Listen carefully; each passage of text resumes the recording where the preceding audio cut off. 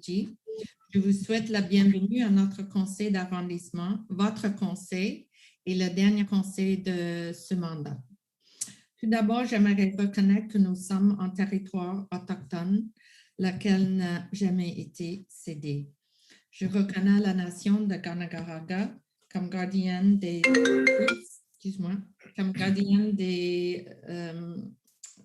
eaux et sur laquelle nous sommes aujourd'hui.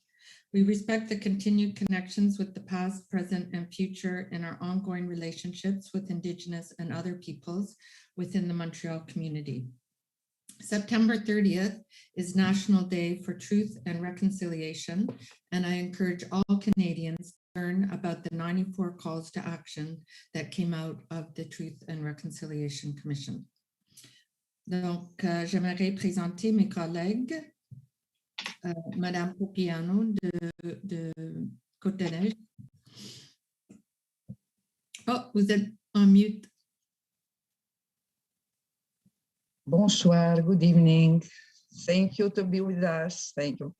Monsieur Vautrin de Snowden. Bonsoir tout le monde. Good evening, everyone. Monsieur McQueen de NDG. Bonsoir tout le monde. Good evening. Thanks for being here. Et Monsieur Perez de Darlington. Bonsoir tout le monde. Good evening, everyone. J'aimerais également présenter notre directeur d'arrondissement, Monsieur Stéphane Plante, et je vous souhaite de se présenter aux collègues.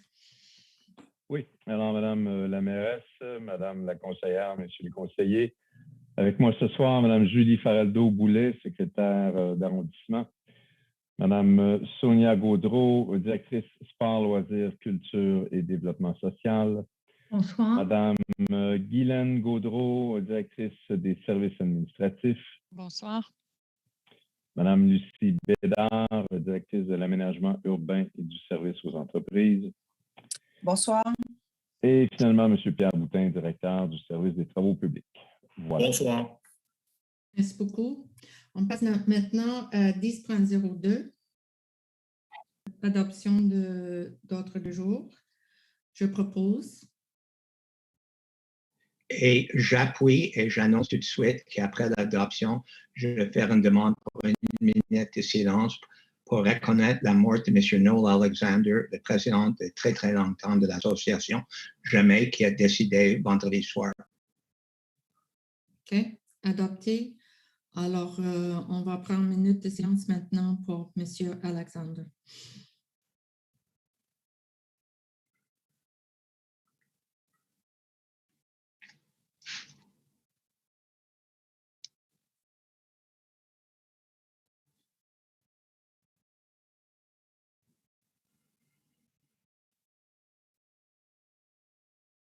Merci. On passe maintenant à 10.03. Approuver le procès verbal de la séance ordinaire du 16 août 2021. Je propose. Et j'appuie. Adopté. 10.04. La période de commentaires de la mairesse et des conseillers. Thank you. Merci.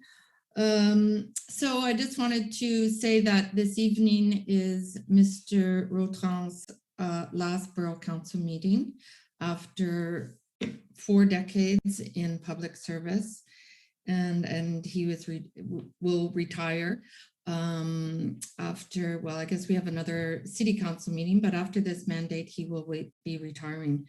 So I just want to acknowledge all the work that Mr. Rotran has done over the 4 decades. I don't know how you hung in for 4 decades, but congratulations to you. And I wish you a retirement full of good health, adventures, and lots of time with Jackie and your grandchild and your children. Thank you very much. I appreciate that. So federal elections are underway, and I encourage everyone to get out and vote. Et en plus, les élections municipales approchent à grands pas. Le 6 et 7 novembre prochain, vous serez amenés à élire votre prochain conseil d'arrondissement. J'invite tous les citoyens et citoyennes de notre arrondissement à exercer le droit et à voter en grand nombre. Et à mes collègues, je vous souhaite bonne chance dans vos élections And to Mr. Roton, once again, good retirement. La semaine dernière, la communauté juive célébrait Rosh Hashanah, évidemment, and I just want to wish everyone a sweet and healthy new year. And of course, this week is Yom Kippur, so to all of you who fast, I wish you an easy fast. Like we said earlier, we were very saddened this weekend to learn of the death of Mr. Noel Alexander, the former president of the Jamaica Association of Montreal. He contributed so much to the community, and I know that he will be missed by many, many people whose lives he touched. And I just want to extend my heartfelt condolences to his wife and children and all those who knew Mr. Alexander. Nous déposons ce soir une motion pour ressusciter le projet d'extension scolaire Enfants du Monde, car nous estimons qu'il s'agit d'un projet important pour le quartier. On veut que l'arrondissement y consacre les fonds appropriés. So tonight we're tabling a motion to resuscitate a project that was shelved temporarily to expand Enfants du Monde School, to provide much needed community space and a gym for the kids in the western part of NDG. Nous approchons la fin du premier mandat de mon administration. Les 18 derniers mois ont été marqués par la pandémie actuelle, mais je suis fière de la résilience que nous avons démontrée en tant que communauté à Côte-de-Neige-NDG. Dans ce contexte, il est approprié de rappeler des réalisations importantes des 4 dernières années dont nous devrions tous être particulièrement fiers. D'abord, l'annonce de l'investissement historique de 9 millions de dollars pour la rénovation du centre sportif Trenholm et de la réfection du toit de chalet de Parc Martin Luther King. Dans le contexte difficile actuel, il est plus que jamais important de promouvoir un mode de vie sain et actif. We also planted more than 2,000 trees in the borough, an essential step in combating climate change. And we also found a solid partner in the SHDM for the development of the Empress Theatre. We recently gave them a $250,000 contract to meld all the ideas from the public consultations and come back to us with a feasibility study. Le logement abordable est au centre de mes préoccupations. Bien avant le surchauffe actuel, nous avons introduit un règlement visant à préserver un parc locatif abordable. And we continue to work hard to secure our streets for the most vulnerable, children, pedestrians, elderly, and cyclists. And the racetrack at Confederation Park has had its grass cut, and further improvements will be taking place before the end of the calendar year. There'll be a replacement of the inner border of the track, repair and leveling of the track surface, and reconstruction of the surface drainage to improve the interior area. So that's it for me. I will pass la parole à Monsieur Perez. Merci, Madame la mairesse. C'est à mon tour de, évidemment, exprimer les condoléances suite au décès de M. Noel Alexander, un pilier de la communauté noire ici à Montréal, quelqu'un avec qui, au fil des années, on a eu la chance de collaborer, de travailler et de vraiment admirer tout son effort, son appui avant que ça devienne populaire. Alors vraiment, toutes nos condoléances, all our condolences to the entire family. He was a tremendous pillar of the community and contributed greatly for the advancements of causes of the Black, but also other communities. Today is the 50th anniversary of the Dawson shooting, and it's a day of reckoning, a day of solace, a day of pain, but also a day of resilience. I'm proud that everybody on this council and everybody at City Council has voted a number of times regarding the ban of handguns and other assault-type weapons. And it's something that I'm very proud that Montreal as a whole and all its elected officials speak of one voice with the federal government. We want them to act.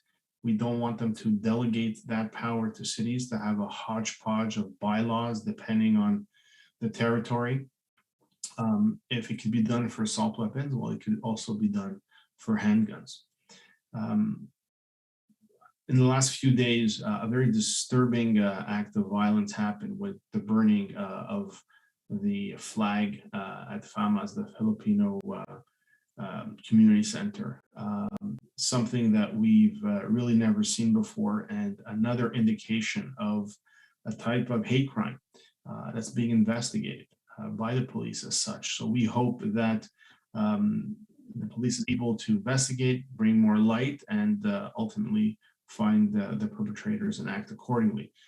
We've seen a lot of hate over the last year and a half, that coincided with the COVID. A lot of assumptions against the Asian community, the Muslim community, the Jewish community, and others. And it's important, and we've always denounced it collectively. I think it's important to do so once again. As was mentioned, this will be the last borough council before the next election on November 7th. And it coincides with the last borough council for our dear friend and colleague, Marvin Rotron. Marvin has been a pillar of council here before the merged city, obviously, but since then as well. He's one who's always been there to advocate, to speak his mind, to be an independent counselor, regardless of party lines, and always was a person who wanted to empower people. That is probably, among other things, one of his greatest legacy of being able to talk about inclusion before it was fashionable to do so, to be able to rally communities and groups and make sure they get their fair share, to make sure that their voice is heard. And I think the population of our borough, but also of Montreal, owe you a tremendous amount, not to mention your incredible stay at the STM for 17 years. So I think that kudos are in order, and we're obviously very excited for you, for Jackie, to be able to take this next chapter. We only wish you the best health and good things and success. But of course, I'm counting on you to help me out through the next election campaign. There will be an election November 7th. The population will decide. We encourage everybody to go out and vote. Make your voice heard. And to do that is through voting. People will have a choice. Obviously, myself, I'm presenting myself at the mayoralty level at the borough here. I look forward to having a constructive campaign and debate and exchange on policies, on records, and on facts.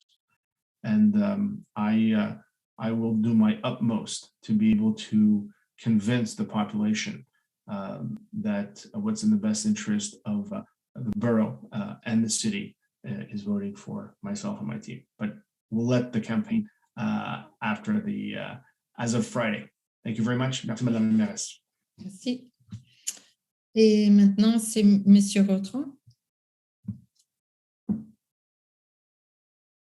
You're on mute, Marvin.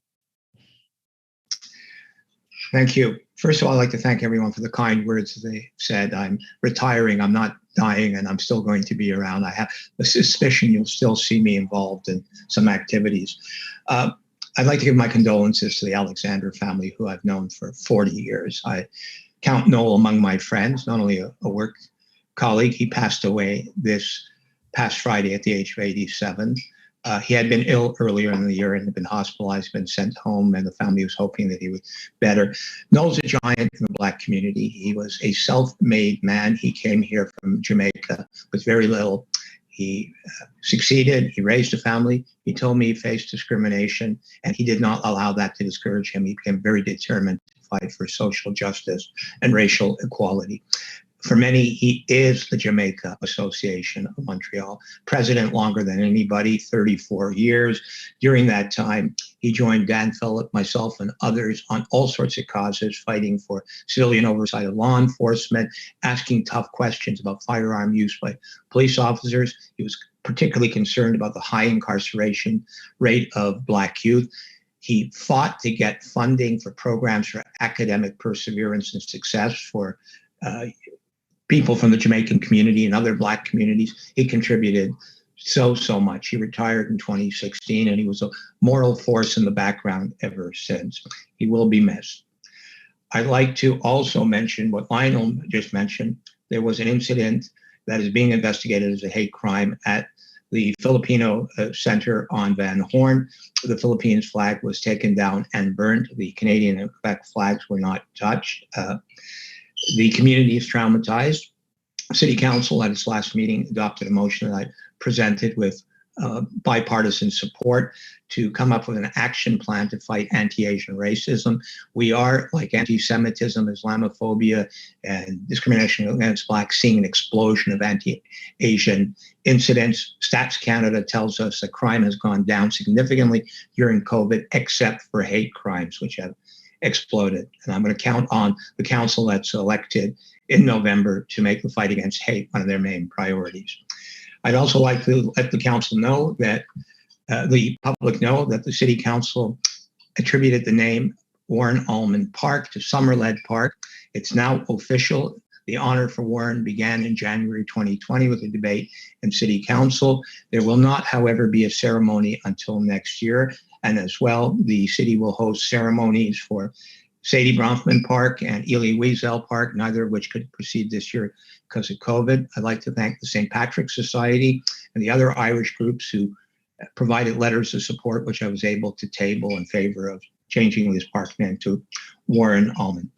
Dans le district, j'aimerais dire aux gens que le repavage de la chemin Côte-Saint-Luc vient de commencer et va être terminé en quelques semaines entre DeCarry et Summerled, et Queen Mary va finalement commencer bientôt dans quelques jours entre DeCarry et Pensard. Merci aux citoyens pour leur patience. 2 or 3 other quick things. The defacing of posters of certain candidates who are Jewish with swastikas happened in our borough for posters of Anthony Housefather and Rachel Ben-Diane. I want to say I wrote to the police department to ask that it be considered a hate crime, and the police have responded. They are considering it a hate crime, and the hate crime unit is investigating with the hope of catching the perpetrators. This is my last council meeting, so I will quickly say thank you to Snowden. Thank you to all the people who I got to meet over the years. Some of you have been supporting me since the election of 1982. I appreciate it. And I appreciate that in some families, it's been generational. One generation after another had supported me. I was able to do some things that I think really improve the quality of life for the neighborhood and for the citizens. We were able to bring some very important issues to City Council, not least the idea that so much more needs to be done in Montreal to promote diversity, to give everyone equal opportunity to succeed, and that everyone should feel safe in the city, regardless of their origin, creed, color, or race, and that everyone is treated with respect. The council has taken that up as its own. It's nonpartisan now. When I started pushing it, in many ways, people didn't understand. I think we've made great strides in building a Montreal that is multicultural and multiracial. And I will finish by saying citizenship resides on voting. There are 2 elections coming up, the federal election September 20th and the municipal one on November 7th. We can have differences of opinion. We settle them at the ballot box. I urge all the citizens watching tonight and those who are going to watch in rebroadcast, do your duty, go out to vote for the program and the candidates that you think will represent you the best. Merci beaucoup et bonne soirée. Merci. Madame Popiano. Merci, Madame la Mairesse. So I want to join my voice to that of my colleagues in sending my sincere condolences to the family of Mr. Noel Alexander, a pillar of the community as president of Jamaican Association. And I thank you for everything he did for for the borough, for the people actually for his community. Pour moi, c'est un réel plaisir ce soir d'adresser en réalité mes vœux à une résidente de l'Institut universitaire de gériatrie de Montréal qui est centenaire, donc elle a eu ses 100 ans le 25 août dernier. Donc, il s'agit de Madame Nicole Guillot, qui est née le 25 août 1921 en France, à Fontainebleau, qui est une petite ville près de Paris. Elle a été en pensionnat toute son enfance en France. À l'âge de 20 ans, elle a rencontré son mari et tous les deux ont été membres de la résistance française pendant la Deuxième Guerre mondiale de 1939 à 1945. Ils ont eu 3 enfants là-bas. Elle a immigré au Québec en 1956 avec toute sa famille par bateau. Elle a vécu à Notre-Dame-de-Grâce. Elle a fait carrière au Grand Ballet canadien pendant 30 ans comme costumière. Elle a travaillé avec Mme Ludmila Chiriaev, la fondatrice des Grands Ballets canadiens. Par la suite, elle a pris sa retraite et s'est achetée une maison à Hampstead. Elle a perdu son mari en 1992. Elle aime la couture, Mme Guillot, le tricot, elle aime voyager, le camping. C'est une madame extraordinaire, mais actuellement, elle a 3 enfants et 4 petits-enfants. Donc, Mme Guillot, nos félicitations, joyeux anniversaire et Mme la mairesse Valérie Plante est enchantée de souligner votre anniversaire par un certificat qui vous sera remis. Et je souhaite bien sûr beaucoup de santé à vous et à votre famille. Une bonne nouvelle, donc le budget participatif, parmi les 7 projets lauréats du budget participatif de Montréal, donc il s'agit de 10 millions, ben voilà, 2 touchent notre arrondissement. Il s'agit du projet de l'eau dans la gourde et mobilier festif, inclusif et sécuritaire. Donc, ce sont des initiatives qui ont comme but d'améliorer l'accès à l'eau potable et aussi d'augmenter l'usage de bouteilles réutilisables. Et de l'autre côté, de permettre l'accessibilité universelle aux festivités des quartiers. Donc, c'est des projets qui ont été déposés par les citoyens, qui ont été traités par les services de l'arrondissement et qui ont été soumis au vote de la population montréalaise. Donc, la semaine dernière, nous avons aussi dévoilé avec la STM la vision bus qui se traduira par une série de mesures pour améliorer le service de bus, surtout sur les axes stratégiques, les axes qui transportent les travailleurs vers leur endroit de travail. Donc, bonne nouvelle, c'est un projet structurant qui sera bonifié donc sur le Côte des Neiges, sur l'artère Côte des Neiges, entre Jean Talon et René Levesque, par l'ajout des mesures ponctuelles qui incluent des feux prioritaires, donc des feux chandelles en temps réel, et donc dans tous les secteurs névralgiques de l'artère, surtout dans les périodes de pointe. Je ne peux pas passer sous silence parce que ça a un lien avec ce qu'on vit dans le quartier. Donc, les 4 attentats suicides islamistes qui ont été perpétrés le 11 septembre, nous sommes à 2 jours de cette terrible commémoration, qui a provoqué 2970 morts, a détruit pratiquement le centre de New York, le cœur du Manhattan, mais aussi des effets à Arlington, à Shanksville, en Pennsylvanie. Dans 2 heures, un événement qui a marqué l'histoire, les consciences de toute l'humanité. Ben voilà, après 20 ans, nous ne pouvons qu'avoir une pensée pour tous ceux qui ont perdu un proche, pour les New-Yorkais qui ont affronté cette épreuve avec grande résilience et grande humanité. Et bien sûr pour les pompiers, les policiers qui n'ont pas hésité à faire don de leur vie. Et il faut qu'on se rappelle, c'est un devoir de mémoire et ça va me permettre de dire que nos pensées sont avec vous, vous les Montréalais. And I would like to express also my sincere sympathy and support for the Filipino community of Montreal. It was with great anger that I learned that we witnessed once again a hateful incident against one of the most active communities and well integrated in Montreal life. FAMAS is an important cultural center of the community and we are by your side.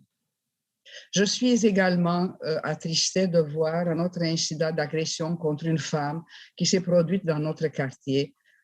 Des événements qui sont beaucoup trop fréquents, mais qui ne font que s'empirer à la suite de la pandémie. Et il est important que nous ne soyons pas complaisants face à ces tragédies.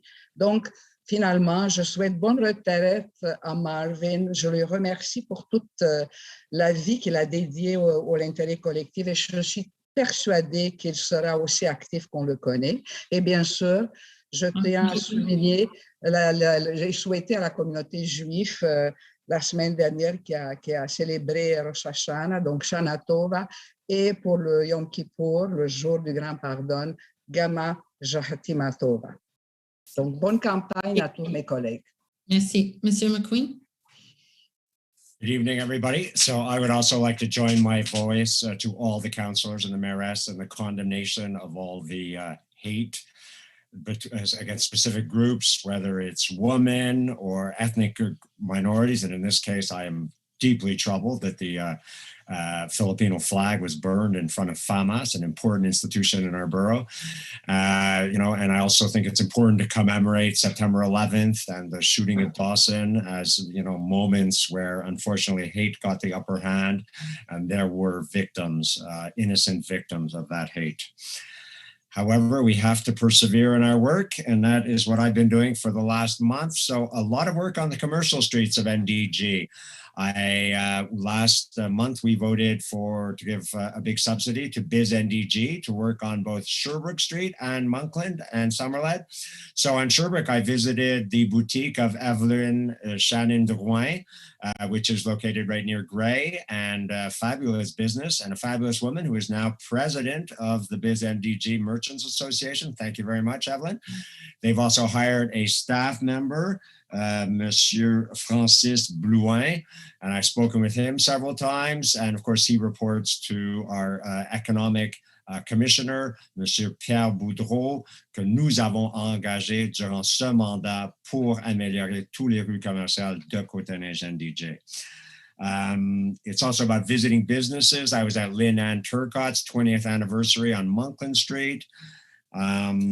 It's, keeping our business streets clean, keeping them inviting and encouraging our independent, local, small business owners is absolutely critical. And I spend a decent amount of my week doing that as I go back and forth throughout my district on foot and on my bicycle. I'm sure many of my residents often see me doing that. Another aspect of encouraging, I think, the business streets, the commercial streets, is not just their commercial role, but also their social role. And that means culture. So I was proud to be at the concerts. There was a concert day on August 28th. We had some concerts on Sherbrooke right near Harvard at the Nation Burrito. A bit of rain interrupted us. But if you look at my Facebook, you'll see a beautiful rendition of Fleetwood Mac's Dreams by a local group. And there was, of course, the ska concert by John Jordan across the street. They got a lot of people out in a multiracial community dance. Next, I also support the work on the murals that goes on in our communities, whether it's along Sherbrooke near Benny, where our artist Boris Bavurzik put up a mural last year, on Upper Lachine, where artist Boris is also working on a mural right now at on the building of the NDG Italian Bakery, a community we're very proud of down here on Upper Lachine. And of course, the beautiful mural on the Sports Center on Van Horn of the young woman. So I think culture, our commercial streets, not just about commerce, also about community, and nothing expresses community like cultural activities. Je travaille fort pour les résidents de l'Est de Notre-Dame-de-Grâce, bien sûr, aussi pour leur piscine qui est réouverte. Alors, la piscine a décarré à Côte-Saint-Antoine est maintenant réouverte après les petits travaux de cet été. La planification et une consultation sur le look final, les détails finaux de la grande rénovation dont on a reçu des grosses subventions de 7 millions de dollars des autres niveaux de gouvernement, vont procéder dans la prochaine année et certainement il va y avoir une autre fermeture une été après ça pour faire les travaux. Mais l'idée à long terme, c'est que la piscine peut fonctionner sans bruit à toute l'année longue. Alors, c'est une bonne nouvelle pour les gens de l'Est NDG. Et aussi, la bibliothèque Botrel va réouvrir en octobre. Alors, c'était une petite rénovation pour la rendre plus efficace et plus conviviale et réparer les escaliers d'or et tout ça procède bien et la date exacte de l'ouverture va être connue avant la fin de la semaine. Finally, I guess I want to join my voice to people wishing all the federal candidates a good election. I want to congratulate everybody who stepped up. All candidates have something to say, something to offer. And I've seen the big debate will be by the NDG Community Council, I believe on Thursday night, but it will be on YouTube after that. So I don't think you necessarily have to watch it in real time.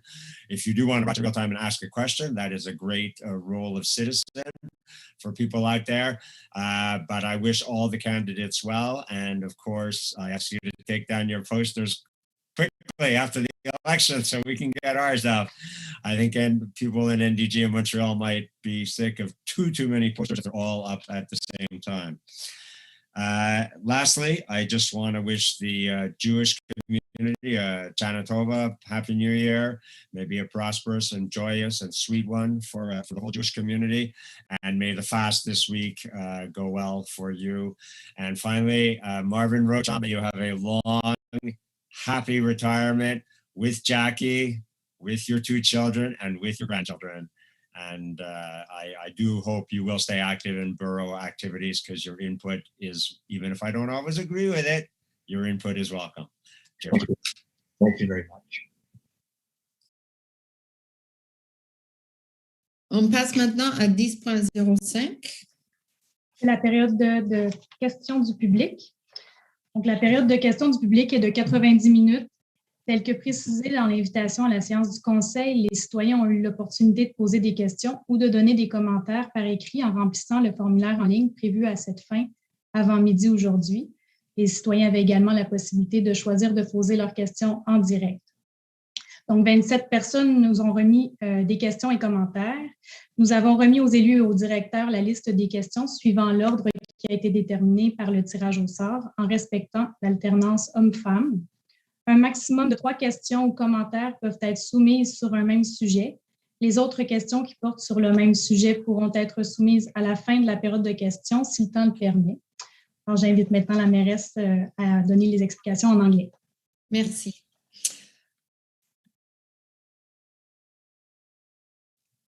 Ah, vous avez votre micro n'est pas ouvert. Voilà. Okay, excuse me. We're going to question period now, and it will last for 90 minutes. They're drawn at random, the questions, but we alternate man, woman, and only 3 questions are allowed on any one topic. And if there are more, they go to the end of the line. And if we still have time, we will ask the questions at the end. And tonight we will have a few people asking their questions live. So this is a formula we're trying out with people can either write in their question or ask it live. So avec ça, on va commencer avec numéro 1, Sandrine Campo. Dear council members, as you know, I own a small family-run business on Sherbrooke Street and for months have been raising awareness that things need to change. The street lacks appeal, we have a garbage and graffiti issue, and most recently, a string of vandalism with storefronts being smashed. I have written to Sue Montgomery and Peter McQueen, and sadly no action has been taken. I've begun a petition for this council to take action and have received almost 500 signatures of support. I would like to officially send you my petition as well as to ask Peter McQueen and Sue Montgomery what actions you have taken to address these issues other than the $101,000 contribution to BizNDG. And why did Peter McQueen endorse a public consultation project for Summerled, but never initiated anything for Sherbrooke despite the numerous complaints and feedback? I find the inaction on one of the busiest commercial avenues so disappointing. Why is nothing planned for Sherbrooke this year? Thank you, Ms. Campo. And as you know, I'm very familiar with your gelato store because I buy and eat a lot of it. And it is delicious, unfortunately, because it means I eat too much. But I agree with you that Sherbrooke needs some tender loving care. Unfortunately, it's one of these very busy streets with lots of trucks. And I mean, it's basically a highway that cuts through Montreal. But we not only gave $101,000 to BizNDG, we also gave $200,000 to all commercial arteries that aren't represented by a business association. So, and that's more than any other borough has given their commercial arteries. So there are things that can be done for sure. I would like to see more planters and trees and to make it more attractive. But unfortunately, the traffic makes it loud and quite dirty. We could add more garbage cans for sure. Their garbage is an issue. And in 2019, actually, there was a study in our borough about what can be done for Sherbrooke Street and in the economic recovery in general, and how we can enhance the streets. So for sure, there are things that we can do, and you know, I'm happy to work together with the businesses, because of course our businesses are the backbone of our borough. Mr. McQueen, do you want to answer your question about Thank you for the question, Mrs. Campos. So what have I done? I can say 5 things right off the bat. This most recent incident with broken glass was tragic, but I made sure that it was coordinated with the police and the BizNDG, Mr. Brouin and Mr. Boudreau, that everybody was in on the loop on that. Cleanliness, you can ask our services how many emails I send them about cleanliness to whenever there's piles of garbage or overflowing garbage cans anywhere along Sherbrooke, because I'm walking or especially riding along Sherbrooke every single day. Graffiti, I was involved with the murals down here in St. Raymond and in the Upper Lachine, the Melrose Tunnel. So that recently one of the murals got graffitied, and we're working to clean that off and repaint it. So fighting against graffiti is definitely on my agenda. Trees, there, unfortunately, the services are saying that the holes in the concrete are too small to replant new trees. However, they have plans to cut bigger holes like they already did east of Djerward, from Djerward to Grey. And those trees east of Djerward to Grey are going to come in this year, because I've been staying on that issue with them. Culture, as I mentioned before, I was at the concerts on Sherbrooke, right in front of your store, right near your store, and across the street, actually, earlier this week. So cleanliness, finally, I want to mention one other thing. I'm zeroing in on the Wilson and Sherbrooke, beside the building that has both Pizza Hut and Dollarama, which are not small local businesses, big businesses that should do their part to beautify and keep the street clean. And I'd like to see a garden planted along Wilson Street going south from Sherbrooke. It's the least that they could do. I don't think Dollarama locations out in the suburbs, I think they have nice flower gardens and so forth, and they should do their part. And I am keeping the city inspectors on the case on them especially. Finally, your last comment about Summerlet, I don't think that begging the neighbor is the right approach.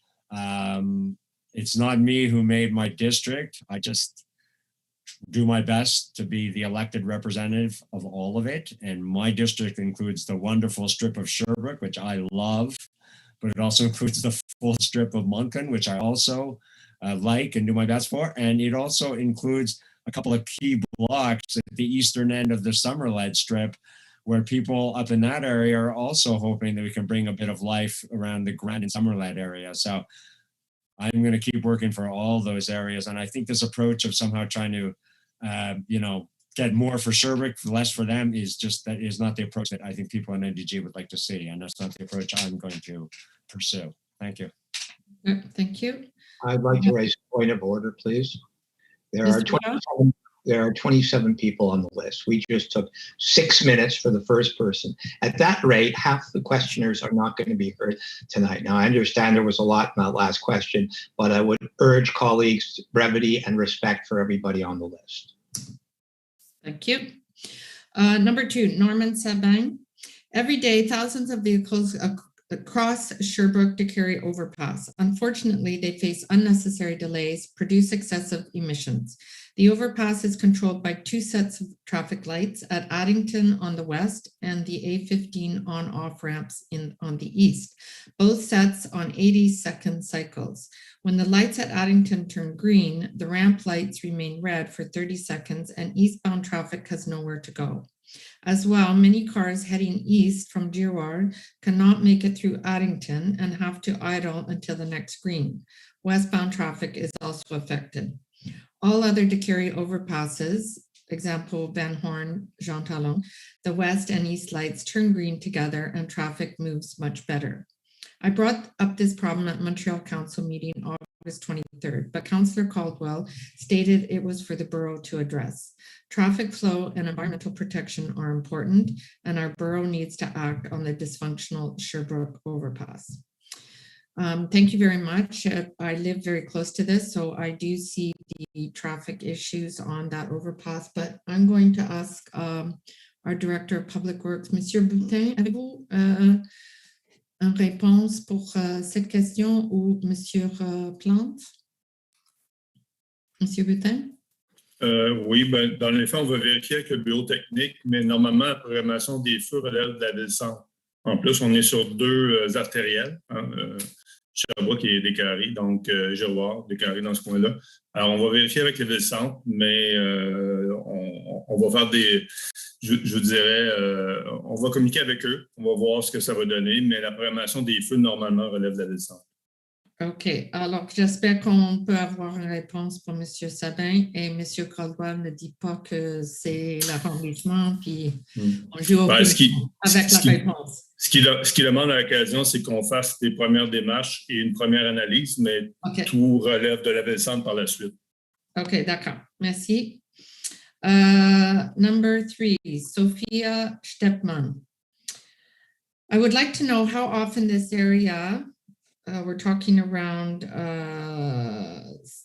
garbage on the sidewalks in the grass area on Legare Street towards Jewish General Hospital from Van Horn. I would like to know how often this area is being cleaned. Now it has a lot of ground garbage on the grass of the sidewalks. Really disgusting. I really think it should be cleaned more often, especially due to the pandemic's measures of the PPE everywhere. Thank you.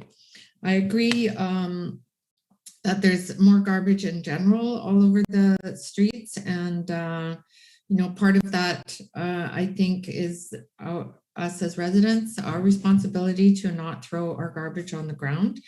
But I will ask Monsieur Boutin, encore notre directeur de travaux publics, if they could just take a look at that area and see that it gets cleaned up. Oui, on va aller faire une tournée demain pour voir de quoi ça a l'air. Okay, so Mr. Boutin said that they will go make a pass tomorrow and see what they can, how they can improve it. Numéro 4, alors ça c'est Étienne Boucher, c'est live, je crois. Hein? Oui, exactement. Okay. Oui, est-ce que mon micro fonctionne bien? M'entendez-vous bien? Allez. Oui? Excusez, m'entendez-vous bien? OK. Oui? OK. Peut-être juste vous éloigner un petit peu du micro, on vous entend très, très fortement okay. dans le... Est-ce que c'est mieux? Oui, on vous entend. Oui? OK. Bon, dans le fond, j'ai 2 questions. Est-ce que je les pose une à la suite de l'autre ou j'en pose une réponse, puis je pose l'autre ensuite? Vous pouvez poser les 2 ensemble. OK. Sur des sujets connexes, si vous avez besoin de précision, je suis ouvert à en donner. Donc, je vis sur l'avenue Ridgewood, au 3440. Puis, dans le fond, sachant que des locataires sont exposés à la poussière d'amiante dans les logements parce que les propriétaires n'ont pas pris les précautions nécessaires lors de travaux de transformation, il serait important de forcer les propriétaires à prévenir l'exposition des occupants à l'amiante générée par des travaux. Puis, il y a une solution qui a été implémentée ailleurs, qui serait d'exiger qu'une analyse soit faite pour identifier les sources d'amiante potentielles avant d'octroyer un plan de transformation. Puis, c'est sûr d'agir en fonction du résultat de l'analyse. Est-ce que c'est quelque chose qui pourrait être mis en place prochainement? Puis, sinon, s'il y a d'autres solutions que vous voyez plus efficaces, ben, à ce moment-là, c'est sûr que ce sont les bienvenus. Donc, première question. Deuxième question. On est exposé à l'amiante, au risque de sécurité d'incendie. On est évacué pour ça. Puis, j'essaie d'avoir de l'information pour pouvoir gérer les impacts. Puis, l'accès à l'information est particulièrement difficile. Puis, c'est une situation qui est particulièrement anxiogène. Afin de pallier le manque de suivi, vous avez peut-être des expressions, peu importe. On aurait besoin de connaître la situation pour pouvoir agir activement ou peut-être aider le travail. Puis, une fois, attendre un mois pour avoir la réponse d'une demande d'accès à l'information, c'est parfois trop long. Puis, est-ce qu'il pourrait avoir des... Je ne sais pas qu'est-ce qui peut être mis en place, mais quelque chose pour garantir l'accès à l'information rapidement, qui concerne notre lieu de résidence, puis notre logement, puis les aires communes, ce qui a un impact direct sur nous. OK. Merci beaucoup. Madame Poupiano, c'est dans votre district, si vous voulez. Oui, merci beaucoup, Monsieur Boucher. Écoutez, je tiens à vous dire d'emblée que la situation que vous aviez vécue dans votre bâtiment, le 3440 Ridgewood, je comprends votre état anxinogène et puis c'est tout à fait normal. Vraiment, vous avez vécu une situation qui dépasse l'entendement. Et pour répondre plus précisément, je n'ai pas les réponses à vos questions. Je vais laisser les services vous répondre. Mais concernant votre proposition de vérifier avant l'émission du permis si le bâtiment contient de l'amiante afin de mettre en place toutes les mesures nécessaires, normalement, c'est aussi l'entrepreneur qui fait les travaux, donc qui va travailler, qui va embaucher, qui va avoir des employés qui vont effectuer les travaux, devrait le faire. Parce que vous savez, comme je vous ai expliqué à maintes reprises, ça tombe entre les compétences de la Régie du bâtiment du Québec, les pouvoirs et la façon de travailler de l'arrondissement, mais je peux vous garantir qu'une prochaine administration aura l'obligation de se pencher sur ce sujet pour que ce que vous aviez vécu, ça ne se reproduise plus jamais dans notre arrondissement. Et je vais laisser Mme Bédard ou M. Plante vous répondre plus précisément sur les questions d'accès à l'information. Mais toute la marche à suivre dans les bâtiments qui sont construits dans les années où on utilisait l'amiante, où on fait des travaux majeurs, devrait être analysé puis avoir des règlements et des façons de faire très précises. Merci pour votre question, monsieur. Merci. Alors, on passe maintenant à numéro 5. Monsieur Plante devait répondre ou Madame Bédard, si c'est possible. Oh, OK, excusez-moi. Monsieur Plante? Oui. Ce qui concerne en tout cas l'information, je vous dirais qu'on va avoir des... j'allais dire des leçons à tirer, là, peut-être que le mot est fort, mais c'est sûr que ces événements-là de la rue Ridgewood nous questionnent sur certains procédés. Dans le cas de l'accès à l'information, vous savez que c'est un exercice qui est très, très, très encadré. On doit répondre selon des délais bien précis. Est-ce que dans ce cas-ci, on aurait pu procéder autrement? C'est une des questions moi, que j'ai soulevées aujourd'hui avec le chef de division de permis inspection. En même temps, on n'a pas beaucoup de latitude là-dessus. En ce qui a trait à la deuxième partie, ben, je pense que oui, le cas du 3440 Ridgewood nous permettra de tirer certaines conclusions et de suggérer des modifications parce que il faut comprendre que dans ce cas-ci, on était beaucoup avec des règlements qui étaient pour l'ensemble de la ville, donc sur lesquels on avait peu de flexibilité, nous, localement. Mais c'est clair que on va laisser, j'allais dire, on va laisser la poussière retomber, là, mais on va prendre du temps là, au cours des prochaines semaines pour faire part de notre expérience aux gens de la ville-centre et suggérer certaines modifications à la réglementation pour faciliter les choses pour les gens qui seraient malheureusement pris dans une telle situation. Évidemment qu'on espère que ça ne se répétera pas. Voilà. OK, merci. On passe maintenant numéro 5 from Diane Chambers. Late in 2020 and early 2021, during a Zoom public consultation, there was a huge response from individual citizens and organizations with a variety of substantive proposals for future use of the empty interior of the Empress Theatre building. I'm not aware of any further progress. Meanwhile, the facade of the building, a fine and rare surviving Egyptian revival style theatre, has been allowed to deteriorate further under the watch of our Borough Council, despite a commitment 4 years ago to remedy the situation. While previously the City of Montreal, which bought it about 25 years ago, did nothing. As a Montrealer, I am ashamed to be a witness to the apparent ignorance of its heritage value. While Tutankhamun exhibits tour worldwide with enormous interest from the public, our Empress Theatre has the potential to be a tourist attraction. My question, how can this be occurring in a city which prides itself as a world-class cultural hub? Thank you, Ms. Chambers, for this question. And you're right, the public consultations on the Empress were very well attended with all kinds of ideas, which showed us that the Empress is really dear to everyone's hearts in the community. We gave the essay, so we have a partnership with the Société d'Habitation et Développement de Montréal.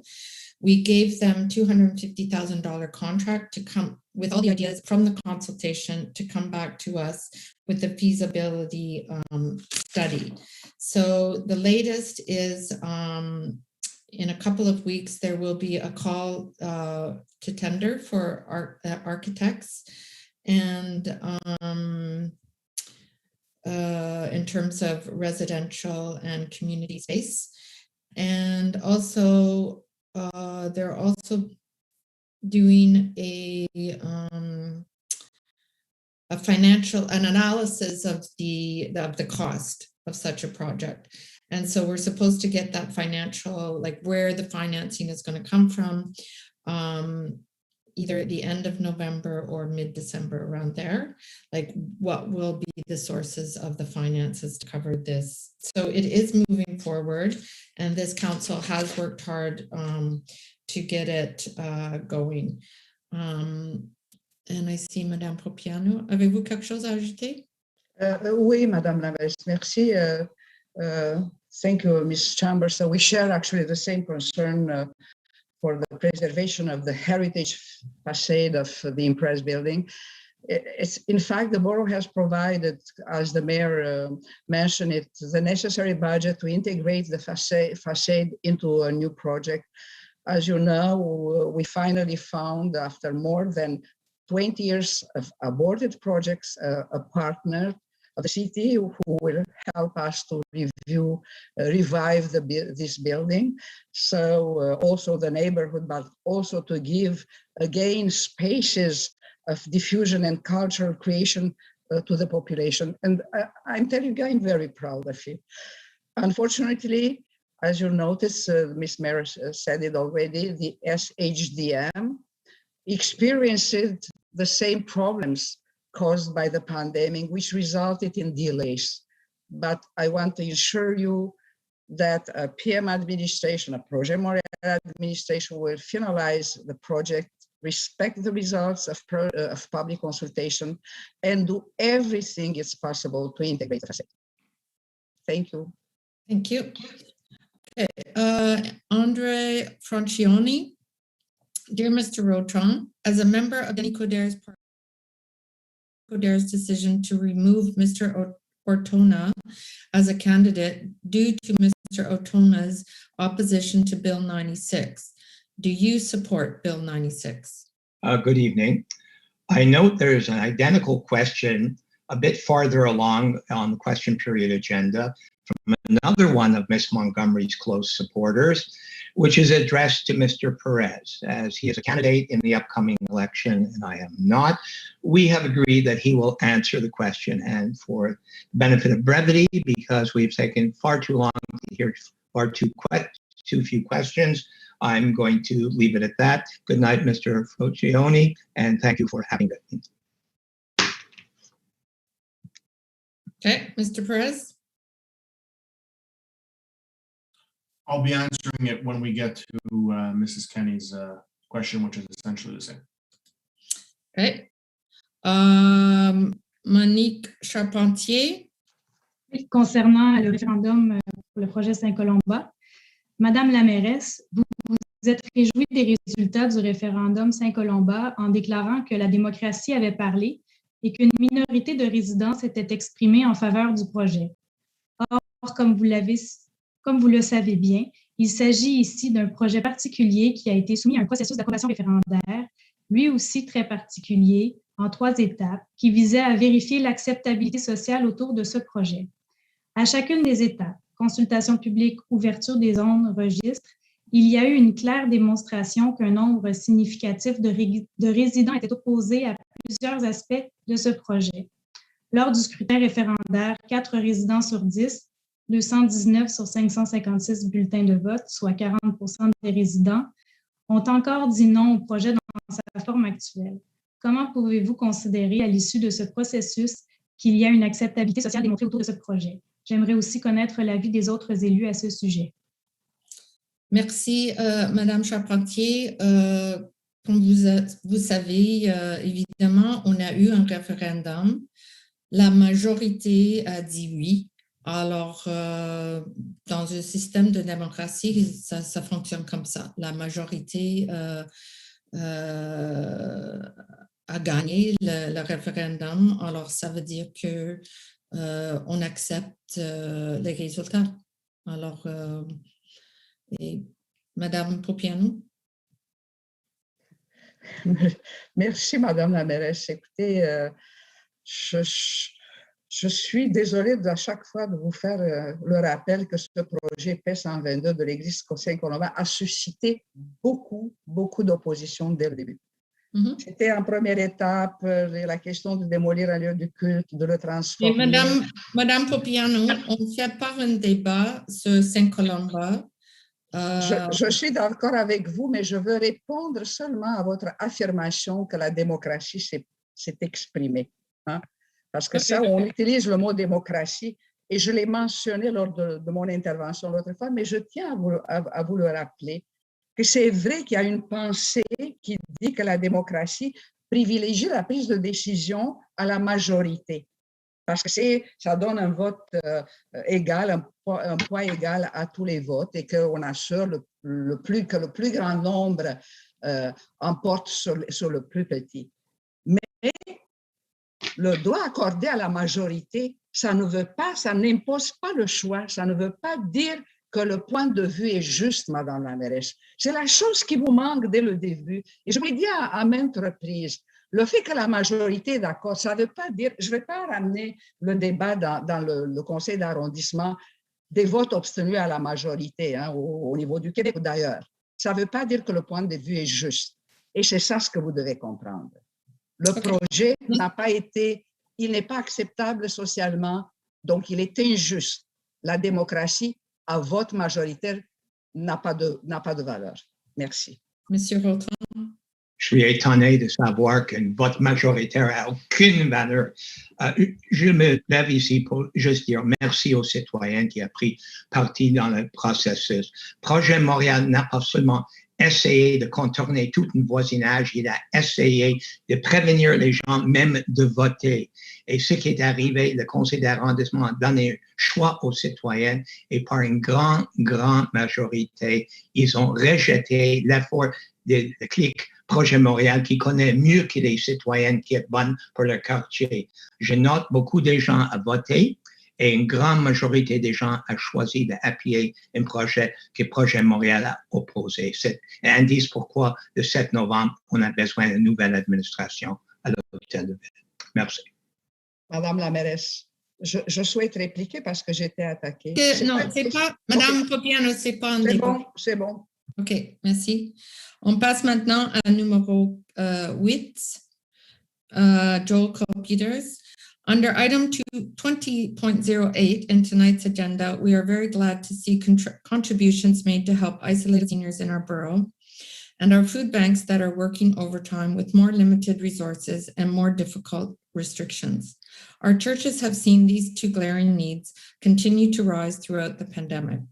We are now increasingly concerned about the vaccination passport for many of our seniors and vulnerable families who own neither a smartphone, a computer, or even a printer. Many aren't even able to access the website to get their QR code, and this will cut even more of them off from essential services they need. Is there any way the borough might initiate or collaborate with local organizations to create a few help stations strategically placed in needier neighborhoods that would help people to find and print out their QR code vaccination passports? Maybe a few mobile help stations, as has been done for the vaccinations. Thank you very much, Mr. Copeters. I did a little bit of searching around, and there is a phone number that people can call to get help, and it's 1-877-644-4545. 1-877-644-4545, and that is set up by the Ministry of Health to help people the people that you mentioned. And I'm wondering, Monsieur Plante, est-ce que ça sera possible d'aider des gens au BAM avec ça, si les gens veulent imprimer quelque chose? Ben, en fait, on est en train de regarder actuellement avec les bibliothèques et peut-être que Mme Gaudreau aurait peut-être plus d'informations, mais je sais qu'on travaille à ce que les gens puissent se rendre dans la bibliothèque, puisque là, il y a 4 points de service pour pouvoir rendre le service. Je ne sais pas si Mme Sonia Gaudreau. Oui, bonsoir. Alors, je vous confirme que dans les 4 bibliothèques, on pourra aider les citoyens à imprimer les codes, leur code QR. Également, moi, j'inviterais les citoyens à se rendre dans les centres communautaires les plus près de chez eux. Je suis convaincue que les gens dans les centres communautaires pourront également les aider. Donc, mais je vous confirme que pour les 4 bibliothèques, c'est déjà en place.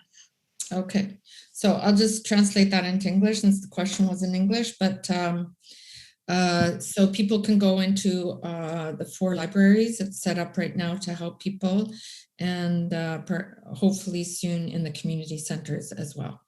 And I'm sure a lot of the organizations that are in touch with the various groups can also help them out. Yeah, thank you. I think this, Reverend Copeters, I think it's a very, very pertinent question. I don't know the extent of the problem, but I presume it certainly affects some citizens.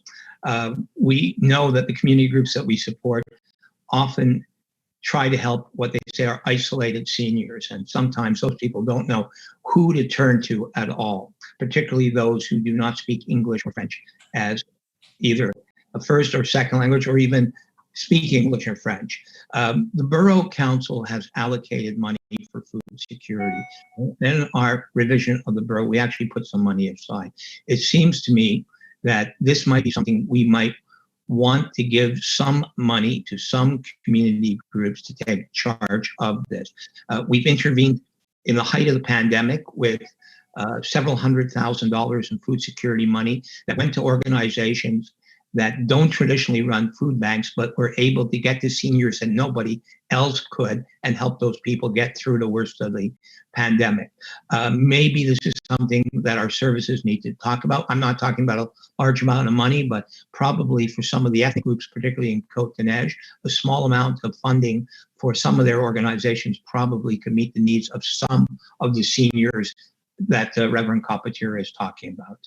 Thank you. Oui, Madame Gaudreau. Oui, désolée. Simplement, effectivement, pour poursuivre, là, c'est certain qu'on couvre peut-être pas toutes les clientèles vulnérables, mais je voulais simplement ajouter que dans le cadre du plan d'action COVID, la brigade qui travaille sur le territoire continue également d'aider un par un les citoyens qu'ils rencontrent et qui peuvent nécessiter de l'aide à cet égard. Yeah. And maybe people can reach out to their neighbors and, we can all help each other as well. So then, la prochaine question, c'est Hala Al-Ubaidi. This is a live question, je crois. Oui, yes, bonjour, hello. My question, c'est pour les bougies participatives et c'est la mini-forêt. Alors, on a soumis un projet pour la mini-forêt. C'est un comité qui est fait avec le Conseil communautaire Notre-Dame-de-Grâce. Et comme vous savez, il a retenu les mini-forêts, il a reçu le maximum vote de toutes les votes pour les bougies participatives. Et il y a 4 arrondissements qui ont retenu ce projet-là, mais le NDG, ils sont pas. Et quand on a fait la communication avec les personnes de bougies participatives, ils ont indiqué que c'est le représentant de l'arrondissement qui a participé à l'analyse pour dire que les sites qu'on a suggérés n'étaient pas it's not suitable. Alors, notre question ou notre request, si on peut dire, nous aimerons rencontrer avec les représentants de l'arrondissement pour savoir plus, c'est quoi l'argument et le détail pourquoi on a été refusé. Il était 9 sites qu'on a proposés. L'autre question, on a rencontré avec un représentant de MTQ pour voir le verdissement du corridor sur des carrés. Et ils sont ouverts à nous donner cet terrain, mais c'est l'arrondissement qui doit travailler avec nous. Alors, encore, on veut savoir si on peut rencontrer avec l'arrondissement pour savoir si on peut travailler ensemble à cet regard. Merci. Merci, Hala. Alors, je pense que, Monsieur Plante, savez-vous qui était sur ce comité? En fait, écoutez, il n'y avait pas vraiment de comité spécifiquement là-dessus. Il y a eu effectivement des rencontres concernant l'ensemble des dossiers qui ont été présentés pour le budget participatif. Maintenant, il sera facile d'avoir une rencontre. En tout cas, ce sera possible d'avoir une rencontre justement avec les gens du Conseil pour voir ce qui peut être fait, parce que au-delà du fait que bon, ça n'a pas été retenu pour l'arrondissement, ça ne veut pas dire qu'il n'y a pas des endroits qui pourraient être aménagés. On est heureux d'apprendre également que le MTQ est ouvert. C'est la première fois qu'on l'entend. Alors, heureux d'apprendre que le MTQ est ouvert à ce qui est de la plantation qui soit fait sur leur terrain. Parce que, et ça sous toute réserve, là, mais si je me souviens bien, plusieurs des terrains proposés étaient ou propriété du MTQ. Donc, s'il y a d'ouverture là, tant mieux et on pourra travailler ensemble. D'autres terrains qui ont été refusés l'ont été également pour des enjeux de sécurité, là, également des enjeux de visibilité. Mais je crois que depuis longtemps, on reconnaît à l'arrondissement que c'est un secteur qui a besoin de reboisement. Donc, tant mieux si on va travailler avec les gens du Conseil communautaire. Et c'est pas parce que ça n'a pas été choisi dans les projets du budget participatif qu'il n'y aura pas d'ouverture administrativement, en tout cas, pour faire des activités de plantation dans ce secteur-là. OK. Merci. Alors, on passe maintenant à numéro 10, Christian Giguère. Concernant la configuration de l'avenue Giroir. Le 7 décembre 2010 marquait le début des travaux de reconstruction d'un égout collecteur le long du boulevard des Caries, entre la rue Saint-Jacques et le boulevard de Maisonneuve. Travaux nécessaires afin de préparer l'arrivée du CUSUM. Depuis 2010, l'avenue Giroir a donc subi des modifications majeures, soit la mise à double sens entre Upper-Lachine et Sherbrooke. Observation citoyenne. Cette transformation donne en effet lieu à une circulation automobile considérablement accrue sur l'avenue, une augmentation significative de la vitesse automobile, une augmentation des virages en U, une augmentation de l'utilisation des ruelles pour changer de direction, une détérioration de la voie pavée, des congestions marquées au coin de Giroir et Sherbrooke, laissant craindre pour la sécurité des piétons, des enfants et des cyclistes. Question. Quand est-ce que l'avenue Giroir, corridor scolaire, retrouvera sa configuration initiale, celle d'avant décembre 2010? Alors, je vais demander M. Plante ou M. Boutin de répondre, savez-vous? Si vous permettez, à ce niveau-là, ce que je peux vous expliquer, c'est que les travaux de la rue Giroir, je pense que ça gèle. Hein? Oui, ça gèle, mais on entend bien. C'est juste votre visage qui est gelé. Oh, on n'entend rien. OK. Peut-être on va revenir à cette question, pensez-vous, Mme Faraldo? Je peux avoir quelques remarques, peut-être M. Plante va revenir entre-temps. Oui. Merci pour votre question, M. Giguère. C'est une question importante, intelligente. Je suis d'accord que la situation demeure problématique à l'intersection de Sherbrooke et, comme vous dites, les gens qui essaient de faire des U-turns dans les ruelles. Moi, favoriserais retourner à la situation d'avant, et avec amélioration, même sur ce qui était là avant pour rendre la rue plus sécuritaire pour les piétons et pour les cyclistes. Vous savez, il y a une piste cyclable sur la rue aussi. Mais j'ai besoin que le CESM et que nos services techniques ici soient tous d'accord sur certaines modifications à leur plan de circulation, ce qu'ils ne semblent pas préparés à faire. Alors, je vais laisser nos services répondre à cette partie-là. Merci. Okay. Je pense qu'on va passer... Que pensez-vous, Madame? Oui, Monsieur Plante, est-ce que vous avez réussi à... qu'on ne vous voit plus à l'écran? Est-ce que vous avez retrouvé un micro? Non, on pourra toujours. Si vous voulez y revenir après, je vais le noter, puis on pourra y revenir. Peut-être qu'on peut envoyer... Oh, Monsieur Boutin, avez-vous une réponse? Ce qu'on peut faire, nous, on va vérifier avec le bureau technique. Monsieur McQueen a apporté des éléments de réponse. On va vérifier parce qu'encore là, on est sur l'artérielle. Donc, on ne pourra pas décider de façon unilatérale. Il faut qu'on regarde. Puis, je me dis qu'il y avait des choses qui étaient discutées avec le central et avec les gens du ministère et beaucoup de monde autour de la table. Donc, on a pris bonne note. On va vérifier avec le bureau technique chez nous pour voir la suite des choses. OK. C'est bon. Si vous permettez, Mme Montgomery. Oui. En fait, la Ville-Centre travaille actuellement des termes de référence pour une étude de circulation qui va permettre de revoir justement ces aménagements temporaires qui ont été faits à l'époque quand le CUSM a été construit. Alors, il y a la rue Giroir qui est concernée, mais toute l'intersection également de Maisonneuve et Giroir. OK. Alors, c'est une étude qui devrait être menée d'ici la fin de l'année ou au début de l'année prochaine.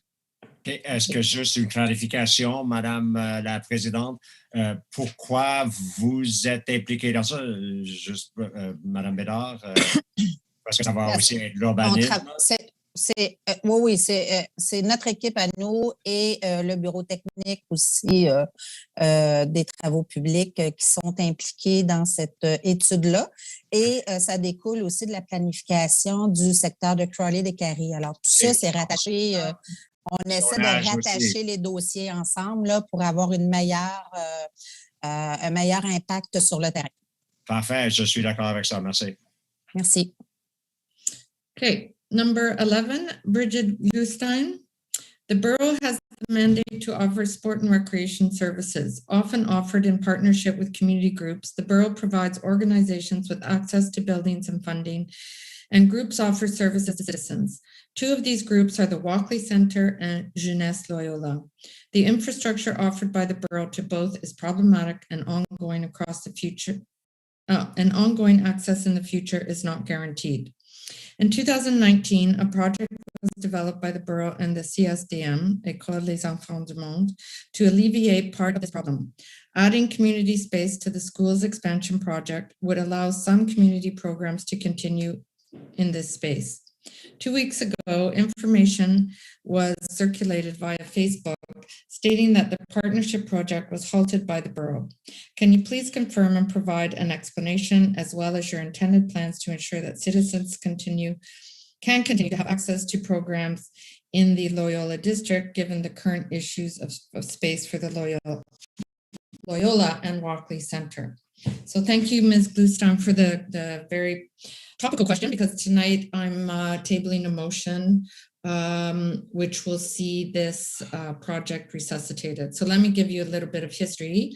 Our services worked very hard with the CSDM to create this partnership where Enfants du Monde School, as you know, would be expanded. There would be a gym and community space, which is sorely needed, especially in the western part of NDG. So the CSDM went to tender. They got, I think, one offer, and it was much, much higher than we thought it would cost. So they came back to us, said they were going to go back to tender. We discussed it, and we were concerned about the cost. So it kind of got shelved, but after, I started thinking about this, and because, obviously Loyola and Walkley centers both provide incredible services, after school things, activities, recreation to a lot of kids in that part of the borough. I went back to our services and said, look, is there a way that we can make this work? Downtown isn't going to pay for it. So is there a way? So I'm tabling this motion tonight with the support of Madame Popiano and Mr. McQueen. And we are going to take money from the surplus and make the project happen. So it is happening. We met a bit of a hiccup, but I did, it had kind of been weighing on me for a long time that, I didn't want to let the Loyola and Walkley centers down, and nor did I want the kids to be without facilities. So that's what we're tabling tonight. Okay. Number 12 is Lawrence Isaac, sorry. And this is a live question.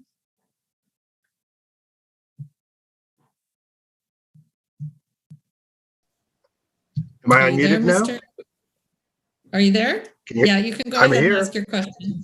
Yep, go ahead. Thank you. So, I'll make it quick because I know there's a lot of people that want to ask questions. I live on the corner of Mayfair and de Maisonneuve. As you guys probably know, I sent a document that was signed by many of my co-citizens here, including commercial and industrial people that live in the area. So that's Constant Lethbridge, the Montreal Institute for the Blind, a daycare, 2 schools. It is a very high-risk corner. And again, today we were almost, myself, hated walking the baby in the stroller, almost hit again, somebody turning up Mayfair. It's a 700-meter drag strip with a bike path on the left, students and high-risk people. There needs to be stop signs put there. Can we get a temporary stop sign on de Maisonneuve, corner Mayfair, while we wait for something more permanent to happen? I was, of course, working with this with Christian. I hope he gets better. He's a really nice guy, but obviously he's not here to represent us right now. So I'd just like a commitment to get a stop sign there ASAP so that nobody gets hurt. Okay, thank you for that. I know the area very well because I ride my bike along there, and I notice a lot of people even driving into the bike lane because they're too impatient to wait for people to drop off their kids at school. Now, what our traffic technicians will tell us, I don't know how many stop signs are there right now, but we have to have a certain distance. The only stop sign is Trenham Park. Then there's Mariette, no stop sign.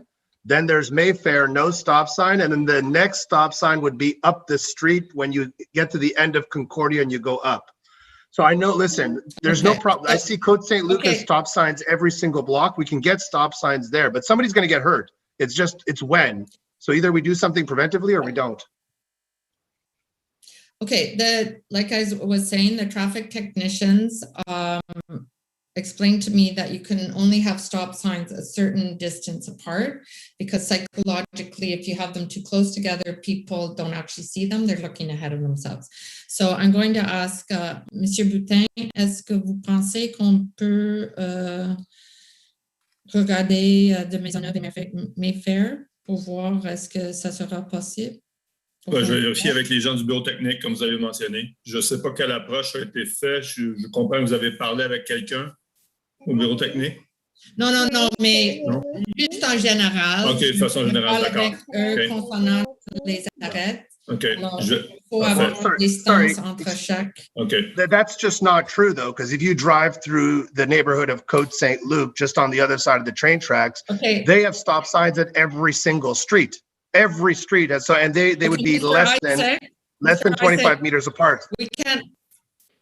Yeah, we're not allowed. We're not debating this. So our technical department will look into it to see what the situation is. Okay. So thank you for your question. We're going to move on to the next one. It's Mary Ellen Kenny. This question is for Lionel Perez. Denis Coderre removed Joe Ortona as a candidate over.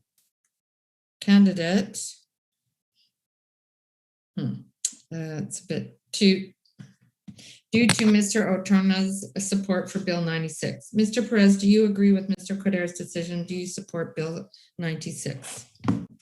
Thank you, Mrs. Kenny, for the question. And as mentioned earlier by Marvin Rochon, it's essentially the same question from Mr. Andre Franchioni. So I'll be addressing it both. I was very disappointed to have Joe, who I've had a chance to know over the last couple of months, campaigning together, getting to know him. I consider him a friend now. Have him leave the team. It was a very unfortunate situation, but it was also a very explosive one. The MSB made a mistake, a very serious and egregious mistake, by stating that Quebec is not a nation. And that was the problematic clause in the motion that was adopted.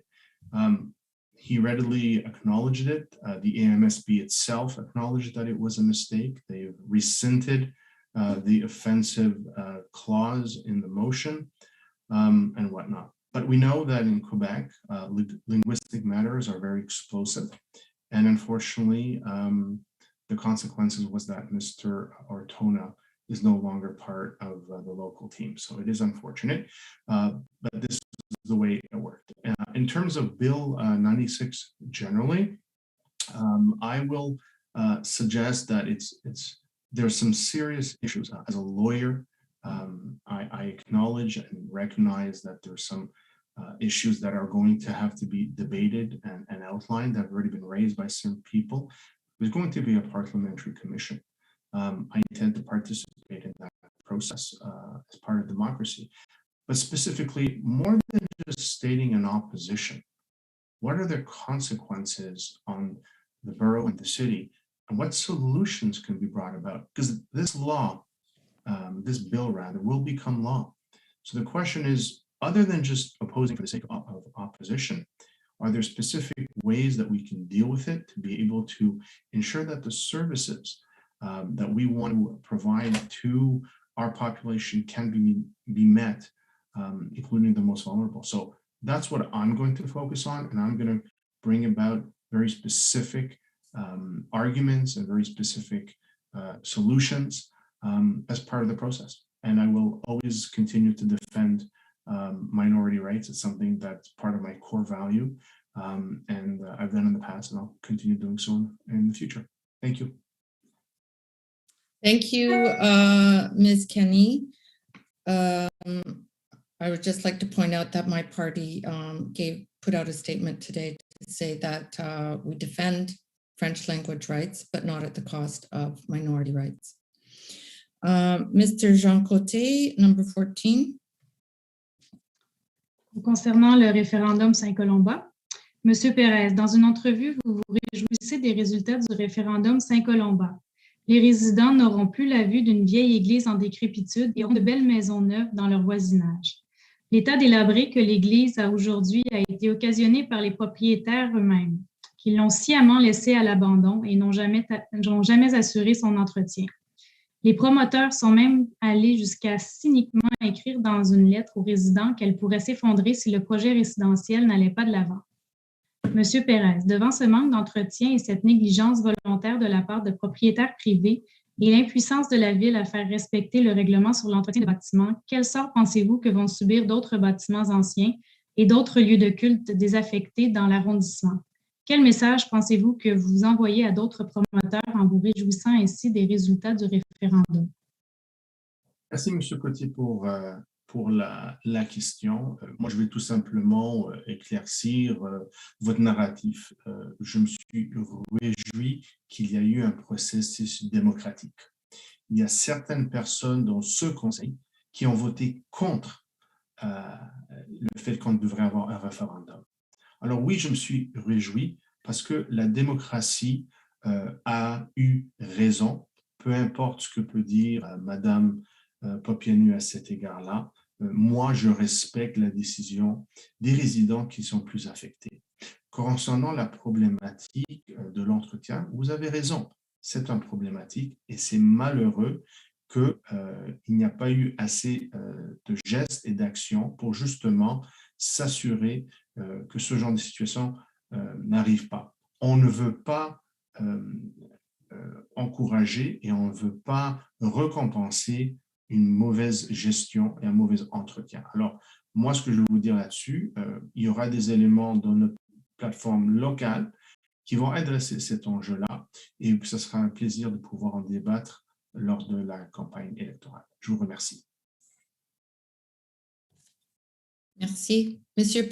Madame Popiano, mais on ne débat par la question du référendum. Hein?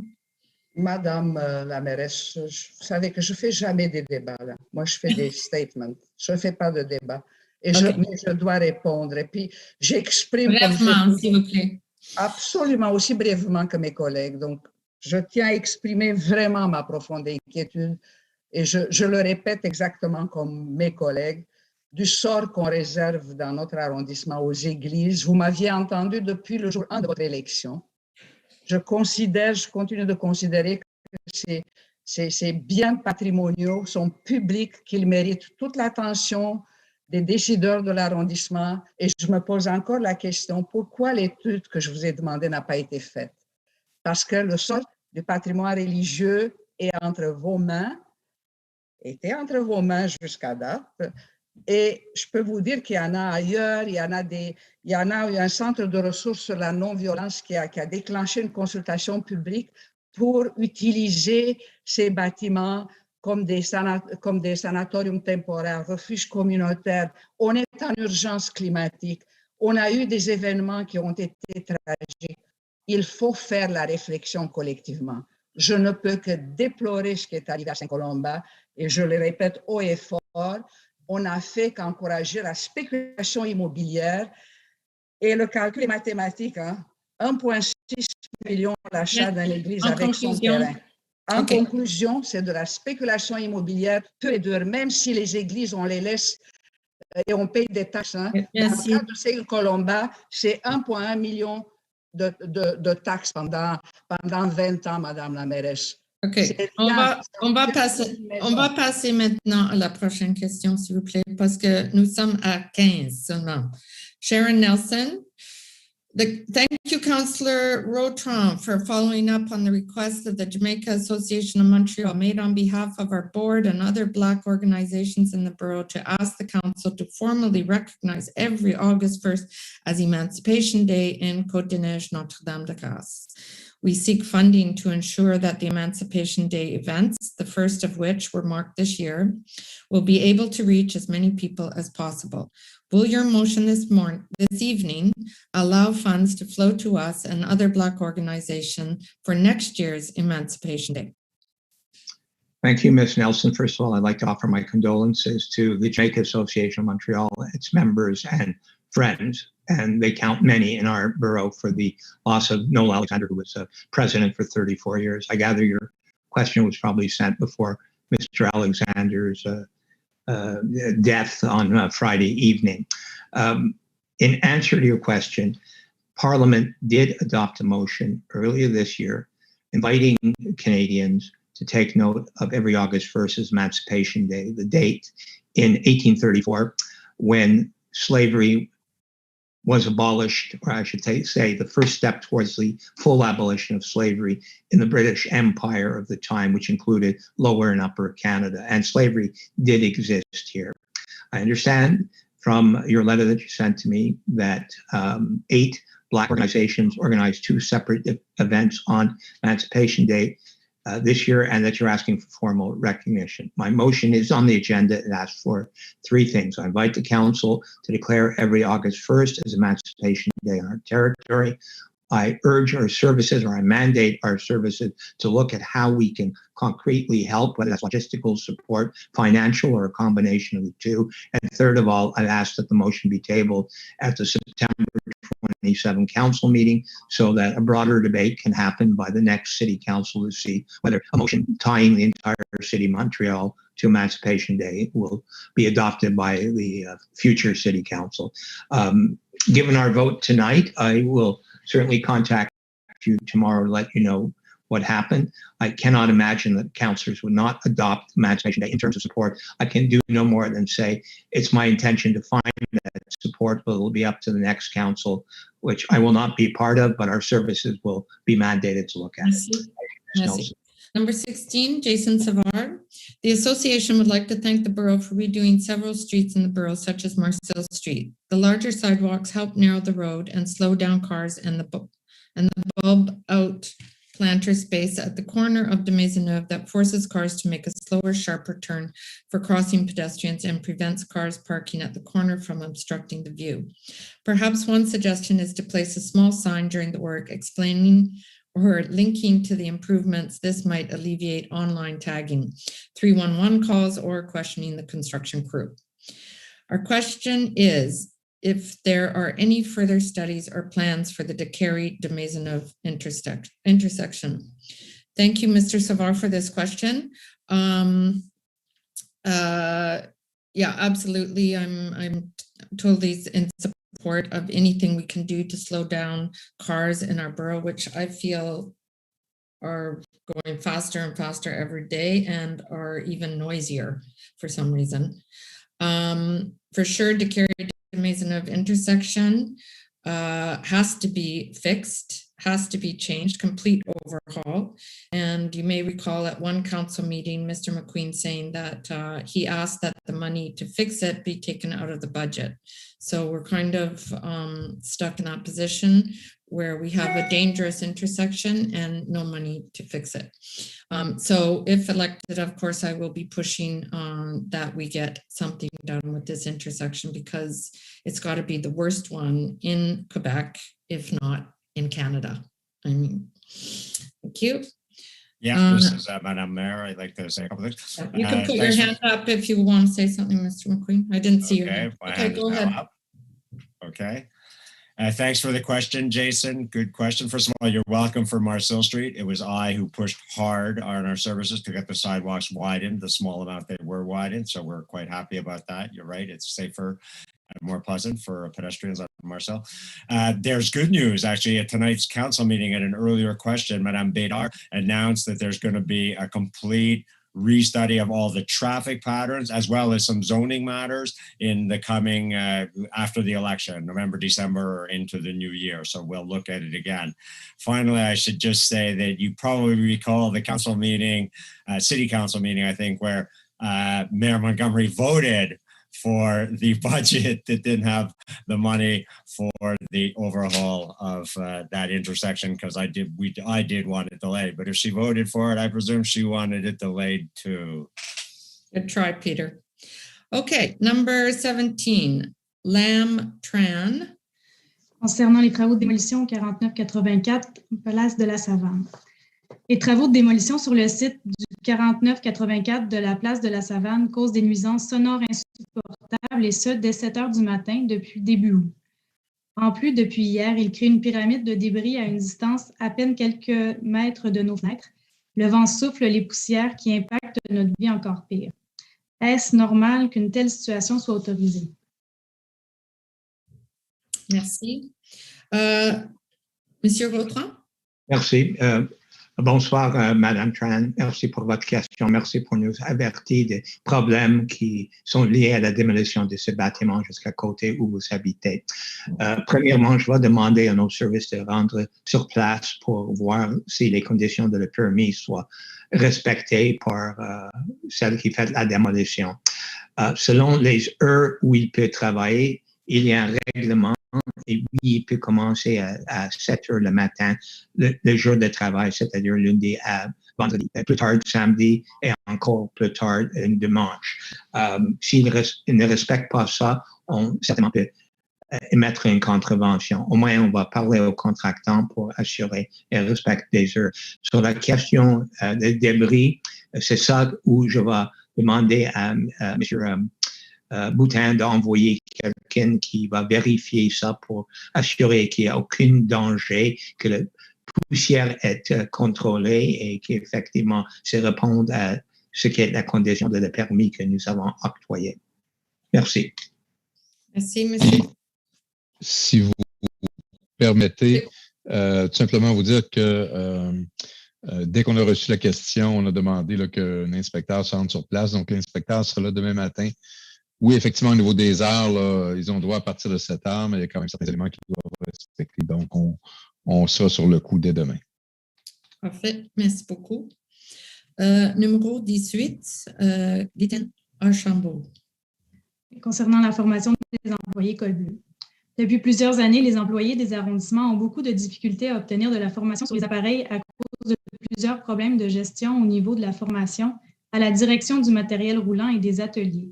Suite à la signature de la nouvelle convention collective qui prévoit une augmentation des employés titulaires, avez-vous l'intention de prendre les mesures nécessaires afin de former vos employés sur les appareils pour leur permettre de donner un service de qualité aux citoyens de votre arrondissement? Alors, Monsieur Plante, avez-vous une réponse? Oui, je pourrais laisser la parole à M. Boutin par la suite. Simplement mentionner qu'on est un peu étonné là, que cette question nous soit adressée en arrondissement, puisqu'on est vraiment dans une activité qui est très centrale, qui relève là, de nos collègues de la ville-centre. Donc, on a très, très peu de points sur ce qui peut être fait au niveau de la formation.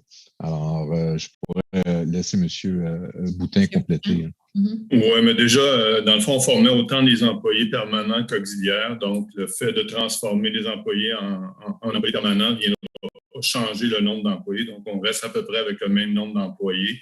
Et comme Stéphane a mentionné, le budget a été rapatrié par le service du matériel roulant en 2017. Donc, on travaille avec eux parce qu'ils ont des lacunes présentement. Ils ont eu, je pense, plusieurs départs à la retraite et ils essaient de combler leur poste de formateur. On va essayer de voir avec eux si on sera capable de trouver d'autres alternatives, aller avec des firmes de consultants, etc., d'abord, qui sont capables de faire reconnaître les formations qui sont données. Voilà. OK. Alors, on passe maintenant à 19. Sylvie Letendre. Oui. Concernant des propositions de débat aux candidats à la mairie de l'arrondissement. La présente est pour vous informer que le groupe citoyen Équipe du Tonnerre, associé à l'initiative citoyenne Véro Vert, était organisé un débat des candidats à la mairie de l'arrondissement ayant pour thème les engagements des partis politiques et des candidats en faveur de l'environnement. Cette initiative se veut un espace destiné aux citoyens, citoyennes et aux candidats, candidates pour s'informer et se mobiliser sur les enjeux environnementaux lors des prochaines élections municipales. À cet effet, Mme Sue Montgomery et les candidats en liste recevront dans les prochaines semaines une invitation à participer à ce débat, lequel est prévu se tenir dans la semaine du 25 octobre. L'équipe du tonnerre est actuellement à recueillir les préoccupations citoyennes. Nous espérons que tous les candidats en liste accueilleront cette opportunité avec enthousiasme. Oui, merci beaucoup, Madame Letendre. Et, je peux parler pour moi-même et mon équipe, Courage, équipe Sue Montgomery. Pour nous, la crise climatique est très importante. C'est probablement l'enjeu numéro 1 dans cette élection. Et malgré le fait que le 25 octobre, c'est la semaine du 25 octobre, OK, parce que le 25 octobre, c'est l'anniversaire, ma mère va avoir 95 ans le 25 octobre. Alors, ça me fait plaisir de célébrer son anniversaire, en discuter l'environnement. Merci. Monsieur Perez. Merci beaucoup, Madame Letendre. Alors, je vais recevoir avec beaucoup d'anticipation cette invitation. Je pense que, comme l'a mentionné Madame Montgomery, c'est un enjeu qui nous touche tous. Et je pense qu'il est primordial d'avoir des propositions concrètes et avoir des résultats au-delà de la bonne volonté et puis des objectifs dans 20 à 30 ans. Qu'est-ce qu'on doit faire dans l'immédiat, dans le présent, pour justement s'attaquer à la crise climatique. Alors pour moi, je vais accueillir de façon très bienvenue cette demande d'un débat. Merci bien. Merci. Numéro 20, Luca Fuina. Hello, Mayor Montgomery. Many people took note of your proposal to require all cars that park on the street in the borough to buy a sticker. As you said repeatedly last year, people are using public space to store their private property. You've been very clear on that. With an election coming up, I'm wondering if your party, which bears the name Courage, will in fact make a parking fee obligatory in Côte-des-Neiges, Notre-Dame-de-Grâce. Thank you very much, Mr. Fuina, for this question. I don't think I ever proposed that all cars that park on the street buy a sticker. But that being said, my party is currently we're putting the final touches on our platform. And one of the issues we're looking at is parking, which tends to be a very explosive issue in the borough. But so what I would like to do is review all our parking policies. Is in Toronto and Vancouver, it's very different. But there is one thing that I would like to propose and to look into, examine the possibility, is having a special sticker for people who actually own a driveway, so that if you have a car and a driveway, you will be required to park your car in your driveway and not on the street. So that's one thing I would like to look into. I don't know if it's possible, but like I said, we'll be reviewing all the parking rules and doing what is best for the borough, because clearly parking is an issue for everyone. Louise Chagnon. Concernant le redéveloppement Saint-Colomba. Concernant le projet de redéveloppement du site de l'église Saint-Colomba, quelles sont les prochaines étapes préparatoires et d'approbation avant l'émission des permis et le début des travaux? Est-ce que l'information sur l'avancement des étapes préparatoires pourrait se retrouver sur le site de l'arrondissement pour fin d'information aux résidents?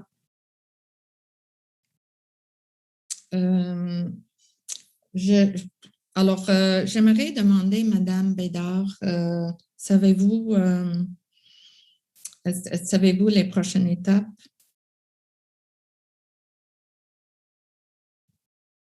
Madame Bédard, est-ce que vous êtes là?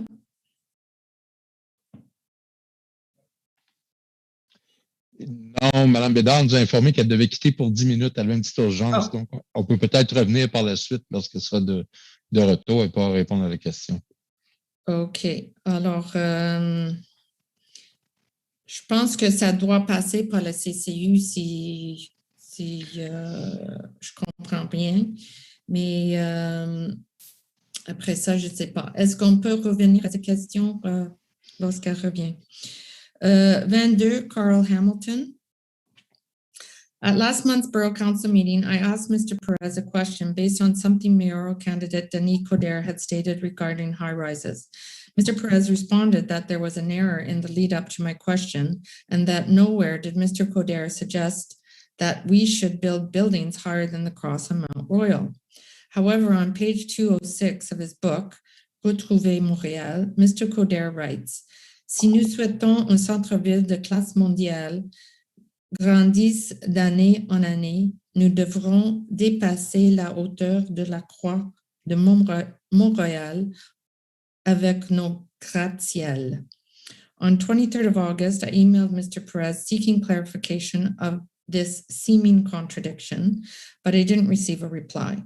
Mr. Rotrand, you are now a member of Ensemble Montréal, so I will repeat my question from the 16th August Council meeting, and hopefully you can give me an answer. What is a centre-ville de classe mondiale? And please give 3 examples of such downtowns. Wishing you all the best in your post-council years. Well, thank you, Mr. Hamilton, for your good wishes. I've always appreciated your questions. We've rarely seen eye to eye on development, urban planning, or anything, but it's been quite civil, and I appreciate that. I must say, I don't remember your question to Mr. Perez, and I don't recall what he answered. I am reading Mr. Coderre's book, but I haven't got to page 206. That being said, I think I'm going to pass this to Lionel Perez. Your disagreement seems to be with him, and I'm not sure where you are with that. You mentioned that you'd emailed him, so I'm going to allow him to answer. Thank you, Mr. Hamilton, and I apologize if there was a misunderstanding. I think that it's actually very appropriate that you asked this question following yesterday's adoption of the platform by Ensemble Montréal for the upcoming election. Where that specific issue, was a generator of debate within our caucus. And following discussion, it was agreed upon with Mr. Coderre that specific proposal in his book will not, in fact, be part of our platform. So there will not be any kind of bylaw or any kind of commitment to try and change that regulation. So I'm sure that is something that you're happy to hear about, and I look forward to your many further questions in the next term if I'm still around. Thank you so much. Thank you. Number 22, Bianca Covarini. I would like my address to be considered for the permit parking on Girouard, Sector 100. I live in a big apartment building on Girouard. It is hard to find parking, especially with the park across the street. I have to park very far from my house. I bought my first car last week. I am extremely anxious about parking in the city, and the only thing that made me feel better was the fact that there was permit parking on my street. As soon as I got my registration and insurance papers, I applied right away for permit parking. You can imagine my disappointment when I received an email from the city saying my request was canceled because my place of residence is not located in a residence-only parking zone. It seems as though my apartment building was omitted. Many people on Girouard have driveways, yet the houses on the street have access to the permit parking and not an apartment building. Space is not an issue, as there is always spots available in the permit area on this street. So thank you very much for this question, Ms. Bianca. I'm going to ask the services to answer because I don't know exactly the rules for an apartment building as opposed to a house. Monsieur Plante, est-ce qu'il y a une différence entre un appartement et une maison? En fait, oui, il faut comprendre que lorsque une zone est attribuée, habituellement, on n'inclut pas les blocs appartements pour 2 raisons. Un, premièrement, parce qu'il y a déjà des stationnements intérieurs. C'est le cas pour cet endroit, on a vérifié, donc il y a déjà des stationnements intérieurs. Deuxièmement, il y a quand même un grand nombre d'appartements et ça fait en sorte que les zones seraient beaucoup trop grandes. Alors, c'est sûr qu'on a toujours favorisé les résidences là, de moins grande importance, puisque sinon, ce serait inapplicable. Et le fait qu'il y ait déjà des stationnements dans ces blocs-là, ben, ça fait en sorte que le service est déjà offert. Donc, c'est la raison pour laquelle ces bâtiments-là ne sont pas inclus dans les zones de stationnement réservé. Okay, so the reason that you're not included in the zone for parking, Ms. Coverini, is because your building already has parking in it. And because there's so many apartments in the building, they couldn't be included in the zone. Otherwise, it wouldn't, there'd be too many cars for the zone. So that is the answer to your question. Number 24, Alexander Mann. This question is addressed to Mr. Perez. I would like to know your position on Bill 96. Will you be defending minority rights for citizens in CDN-NDG? Thank you. Thank you, Mr. Mann. I have my whole life, my professional and as an elected official, always defended minority rights. Over the years, whether it was the Charter of Values, Bill 21, and a number of other legislation, policies, and practices, I've always stood up for fundamental rights. This is not going to be any different. I think that there are some serious issues with Bill 96. As I mentioned earlier, it's not in a 90-second response that I'm going to be able to get into the details, but I look forward during the parliamentary commissions to be able to share with you my vision, not just to oppose for the sake of opposition, because it will become law, but how will a borough, how will the city deal with the specific nuances? What can be done preventively to be able to perhaps modify some of the legislation or proposed legislation? So yes, we can be opposed in principles to some matters, but we also have to read the law and realize that whatever you're opposed to, well, there's not going to be a linguistic policy until 6 months after it's adopted. And a lot of it is contingent on that. So I think that we'll have the opportunity to have a debate. It's going to be during the campaign. There's no doubt that every party is going to have a position, and we'll be able to hopefully have a very instructive and debate that is in the best interest of all Montrealers. Thank you so much. Thank you. Number 25. Monsieur Plante, est-ce que Madame Bédard est de retour? Non. Oui, tout à fait. Oui, il vient tout juste de revenir. OK. Madame Bédard, est-ce que vous pouvez répondre numéro 21? C'est une question, c'est quoi les prochaines étapes pour Saint-Colomba?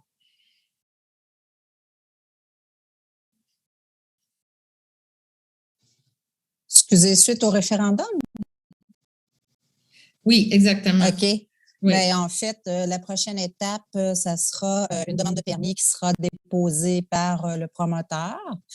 On aura à analyser la demande de permis en vertu du projet particulier qui a été adopté, des autorisations qui ont été données et de sa conformité également au règlement de tous les autres règlements de la ville, le règlement de zonage, notamment de l'arrondissement.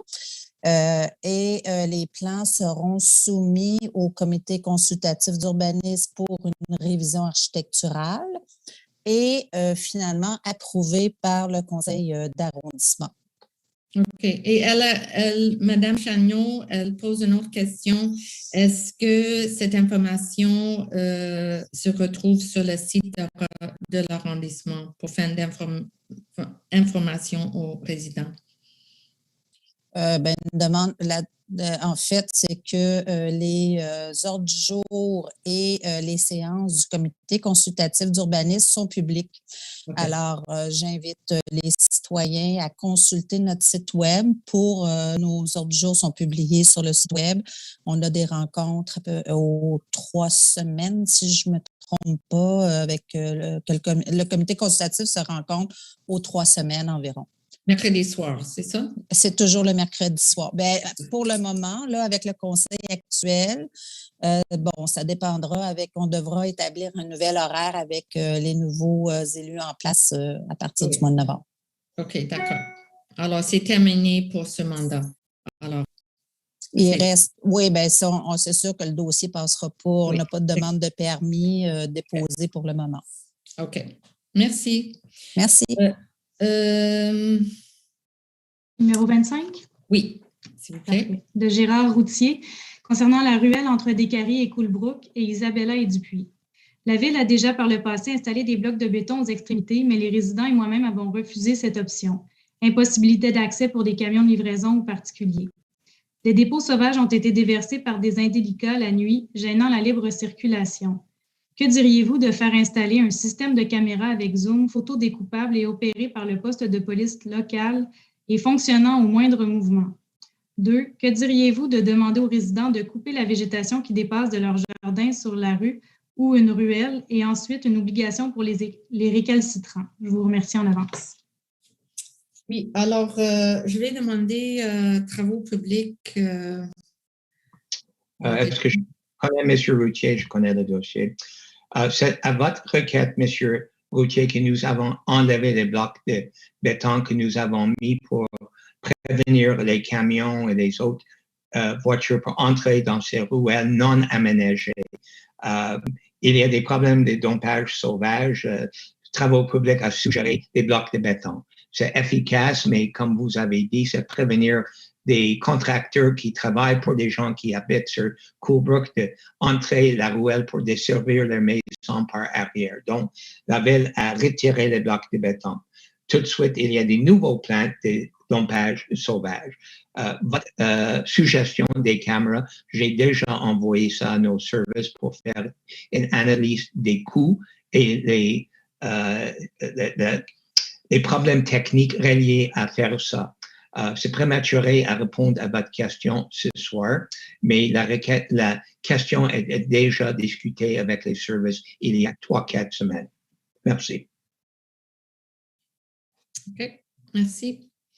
Numéro 26. Stéphane Desjardins. Bonjour, le panneau détecteur et indicateur de vitesse devant l'école Sainte-Catherine-de-Sienne ne fonctionne pas depuis plus de 2 ans. J'ai signalé la problématique en mars dernier. Il cite le numéro de dossier. J'ai relancé ma demande à 4 reprises avec le bureau accès. À chaque fois, on accuse réception, mais aucun changement n'est apparu. J'ai signalé au poste de quartier 2 fois avec autant de succès. J'aimerais savoir quand le panneau sera réparé ou remplacé. La vie de nos enfants me semble très précieuse. Et vous, qu'en pensez-vous? Oui, c'est sûr que la sécurité des enfants, c'est très important. Alors, je vais demander à M. Boutin de vérifier s'il y a un problème avec le détecteur. Est-ce que c'est à nous? Oui, mais je pense qu'on en a quelques-uns à faire réparer. On va faire un suivi cette semaine en espérant que ça puisse se faire très rapidement. Là. Mais on en a quelques-uns qui sont non fonctionnels présentement. OK, parfait. Alors, voilà, merci. Number 27, Raymond Vincente. I want to thank Councillor Marvin Rotron for his many years of public service. I can attest that he has played a big role in making life better for so many citizens.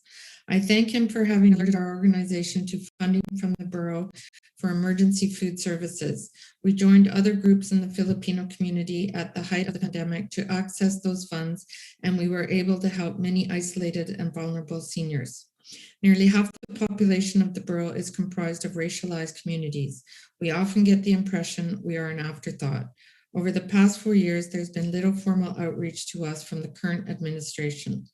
Without Councillor Rotron's and your calls, we would too often be unaware of programs. Mr. Lionel Perez, if you are elected borough mayor, how will you resolve what we see as a real problem? There needs to be more contact and more funding from the borough to the organizations that serve visible minority communities. Mr. Perez? Yes, thank you for the question. I think it's a very relevant question.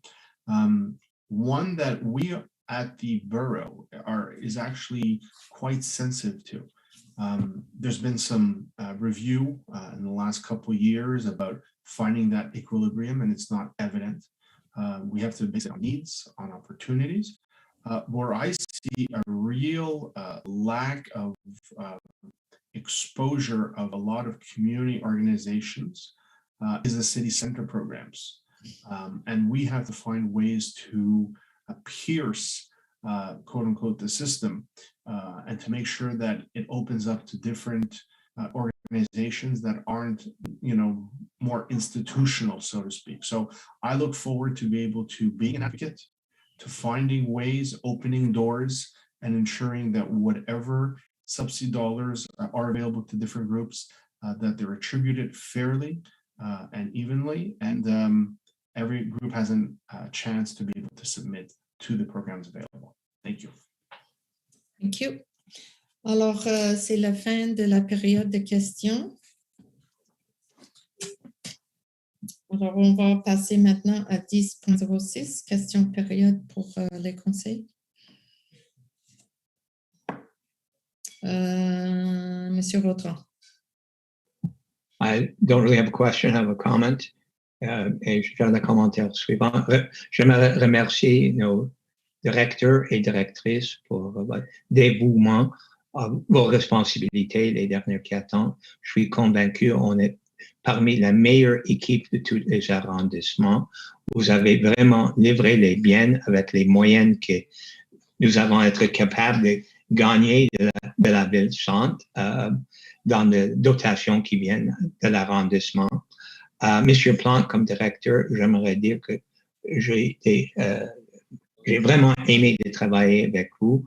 Je pense que vous êtes vraiment professionnel, un des meilleurs directeurs de tous les arrondissements. Apologie pour la majorité des collègues de ce que vous avez vécu les dernières quelques années, les suspensions injustes qui ont été imposées par Mme Montgomery.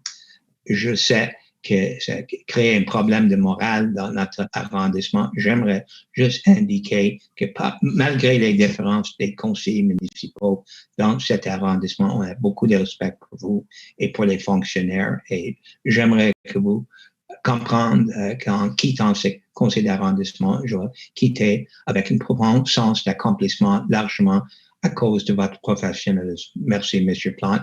Merci, messieurs et madame les directeurs. Merci, M. Raton. M. McQueen.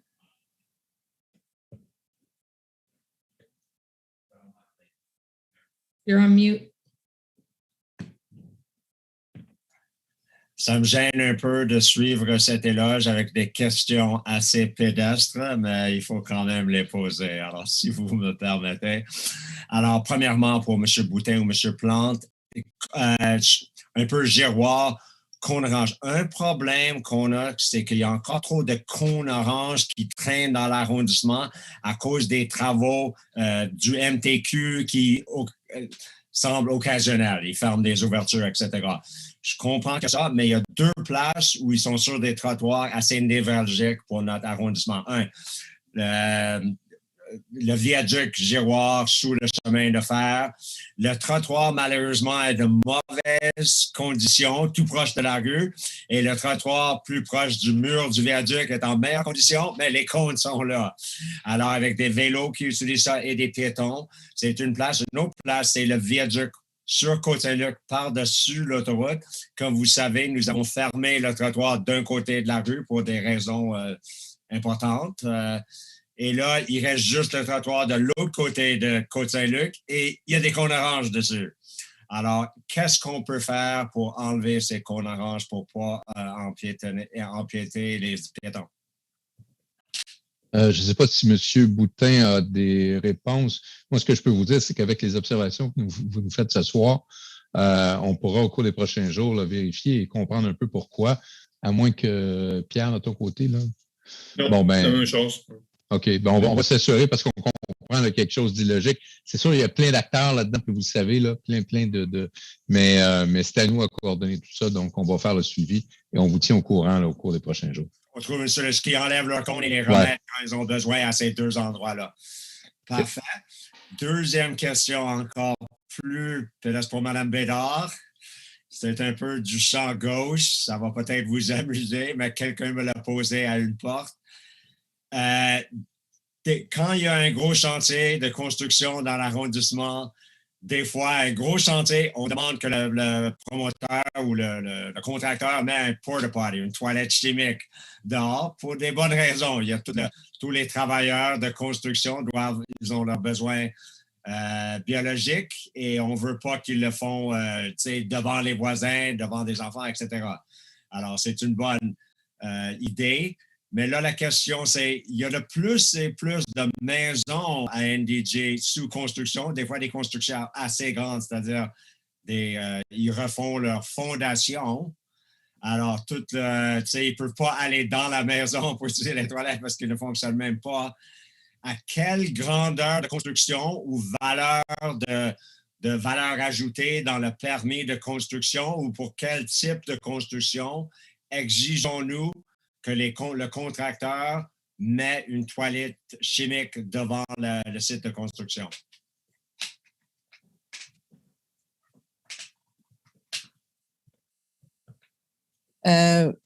Monsieur McQueen, c'est une excellente question. Écoutez, je n'ai aucune idée. Je me demande si ce n'est pas plutôt du côté des travaux publics. Mais c'est une question que je peux poser à mon équipe pour qu'on vous revienne là-dessus parce que j'ai aucune idée de quoi il s'agit. Je comprends. Alors, merci. Et M. Boutin, est-ce qu'il y a quelque chose de vos services techniques qui exigent des toilettes portables dans certains cas? Ou... non, ben, ça me dit rien parce que ce que vous mentionnez semble plus des travaux privés. Okay. On pourra coordonner le tout, Lucie et moi, pour essayer de vous répondre. Parfait. Merci. Monsieur Perez. Merci, Madame la mairesse. J'ai un commentaire et une question. Commentaire, j'aimerais prendre cette occasion pour remercier Monsieur Plante ainsi que tous les directeurs et toute la fonction publique pour leur travail au cours des 4 dernières années. C'est très souvent un travail ingrat. Travail où vous travaillez dans l'ombre et puis qui vous nous permettez à nous de pouvoir accomplir des choses. Alors, merci. Et je pense que c'est particulièrement important de le souligner dans le contexte de la pandémie de COVID que nous avons vécu, que nous continuons à vivre à travers, mais qui a fondamentalement changé notre façon de travailler, qui a démontré qu'on peut innover lorsqu'il y a une nécessité. Et je pense que l'adaptation par tous et toutes a été vraiment incroyable et je pense que ça mérite de le souligner. Donc, merci à tout le monde et passez le mot évidemment au service. C'est mon commentaire. My question is actually for Mr. Peter McQueen.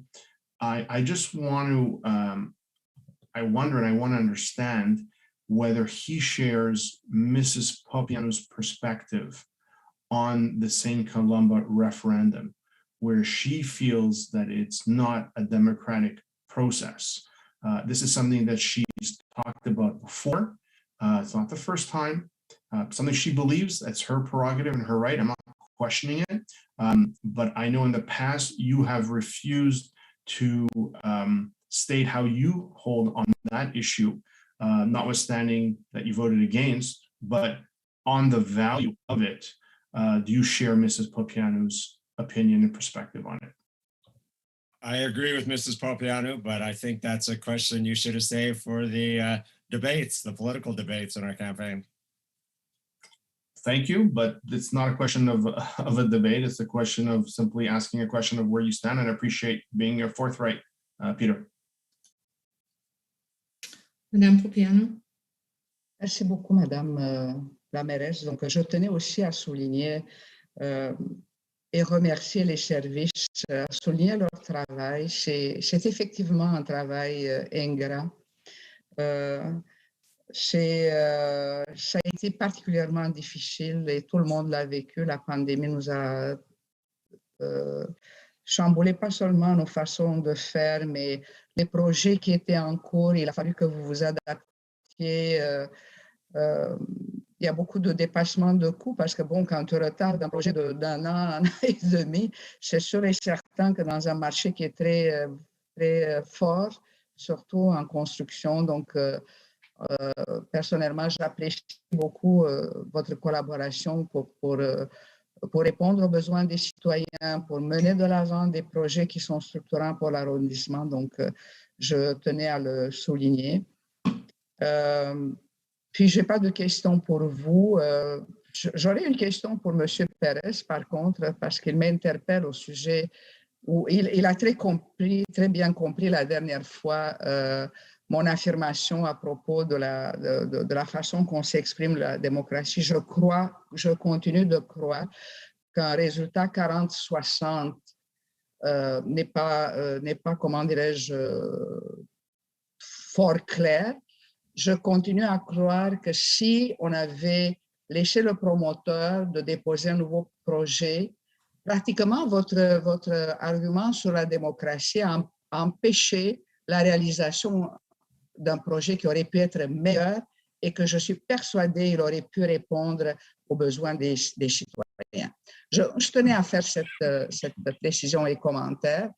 Est-ce que vous croyez que j'ai tort, M. Pérez, que si on avait laissé le promoteur travailler encore avec le voisinage, on n'aurait pas pu trouver une entente?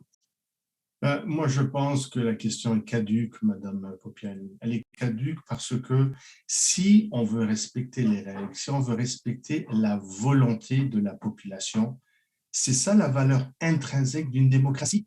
Sinon, on va continuellement changer les règles du jeu parce que vous pensez que vous avez raison et comme le projet n'est pas à votre goût, ben vous voulez dire non, c'est pas assez bon, alors on va continuer de pousser l'enveloppe.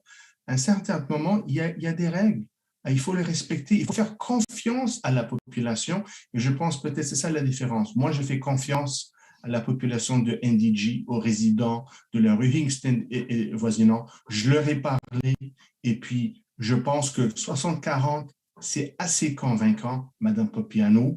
Je me demande si jamais vous gagnez avec seulement 60%, êtes-vous prête à libérer votre place s'il y a quelqu'un qui a 40%? Je ne le pense pas. Monsieur Pérez, une élection, ce n'est pas un référendum, Monsieur Pérez. Il y a une grosse différence et je suis très surprise. Vous avez compris mon propos à propos de l'acceptabilité sociale et du fonctionnement de la démocratie. Donc, je comprends que vous l'utilisez dans des bouts politiques. On fait tous de la politique ici. Je ne vous accuserai pas de ça. Mais nous avons eu un gros problème avec ce dossier. C'est vous avez tous en fait les règles quand vous avez, parce qu'on n'a jamais on n'a jamais utilisé un référendum excepté le cas exceptionnel sur Sherbrooke. Donc, quand on fait des affirmations, il faut bien les justifier. Merci beaucoup, Madame la mairesse. Merci. D'autres questions? Non? OK. On passe maintenant à 10.07, correspondance. Oui, donc je dépose un courriel daté du 8 septembre 2021 de M. Laurence Isaac, ainsi qu'une pétition concernant l'installation d'un panneau d'arrêt à l'intersection du boulevard de Maisonneuve et de l'avenue Mayfair. Voilà, c'est tout. Il n'y a pas d'autres correspondances. OK, merci. On passe maintenant à 20.01. Accorder un contrat à l'épavage STECA au montant de 461 586,70 pour des travaux de réaménagement géométrique de l'intersection Coronation et Côte-Saint-Luc et autoriser une dépense à cette fin de 653 904,04. Je propose. Et Mme Popiano. Oui, j'appuie, je m'excuse. J'appuie. 20.02. Accorder au groupe Sanivan un contrat d'une durée de 3 ans pour le service de nettoyage et d'inspection par caméra des conduites d'égout, incluant le transport et la disposition des résidus, et autoriser une dépense à cette fin de 560 675,59. Je propose. J'appuie. Adopté. 20.03. Accorder un contrat à Dell Innovation Design au montant de 83 356,88 pour l'acquisition d'éléments d'éclairage pour le terrain de soccer du parc Martin Luther King et autoriser la dépense à cette fin de 95 860,41. Je propose. Et j'appuie. Adopté. 20.04.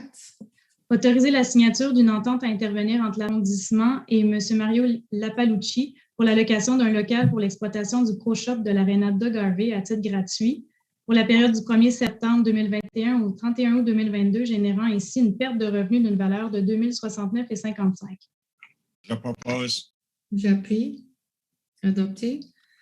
20.05.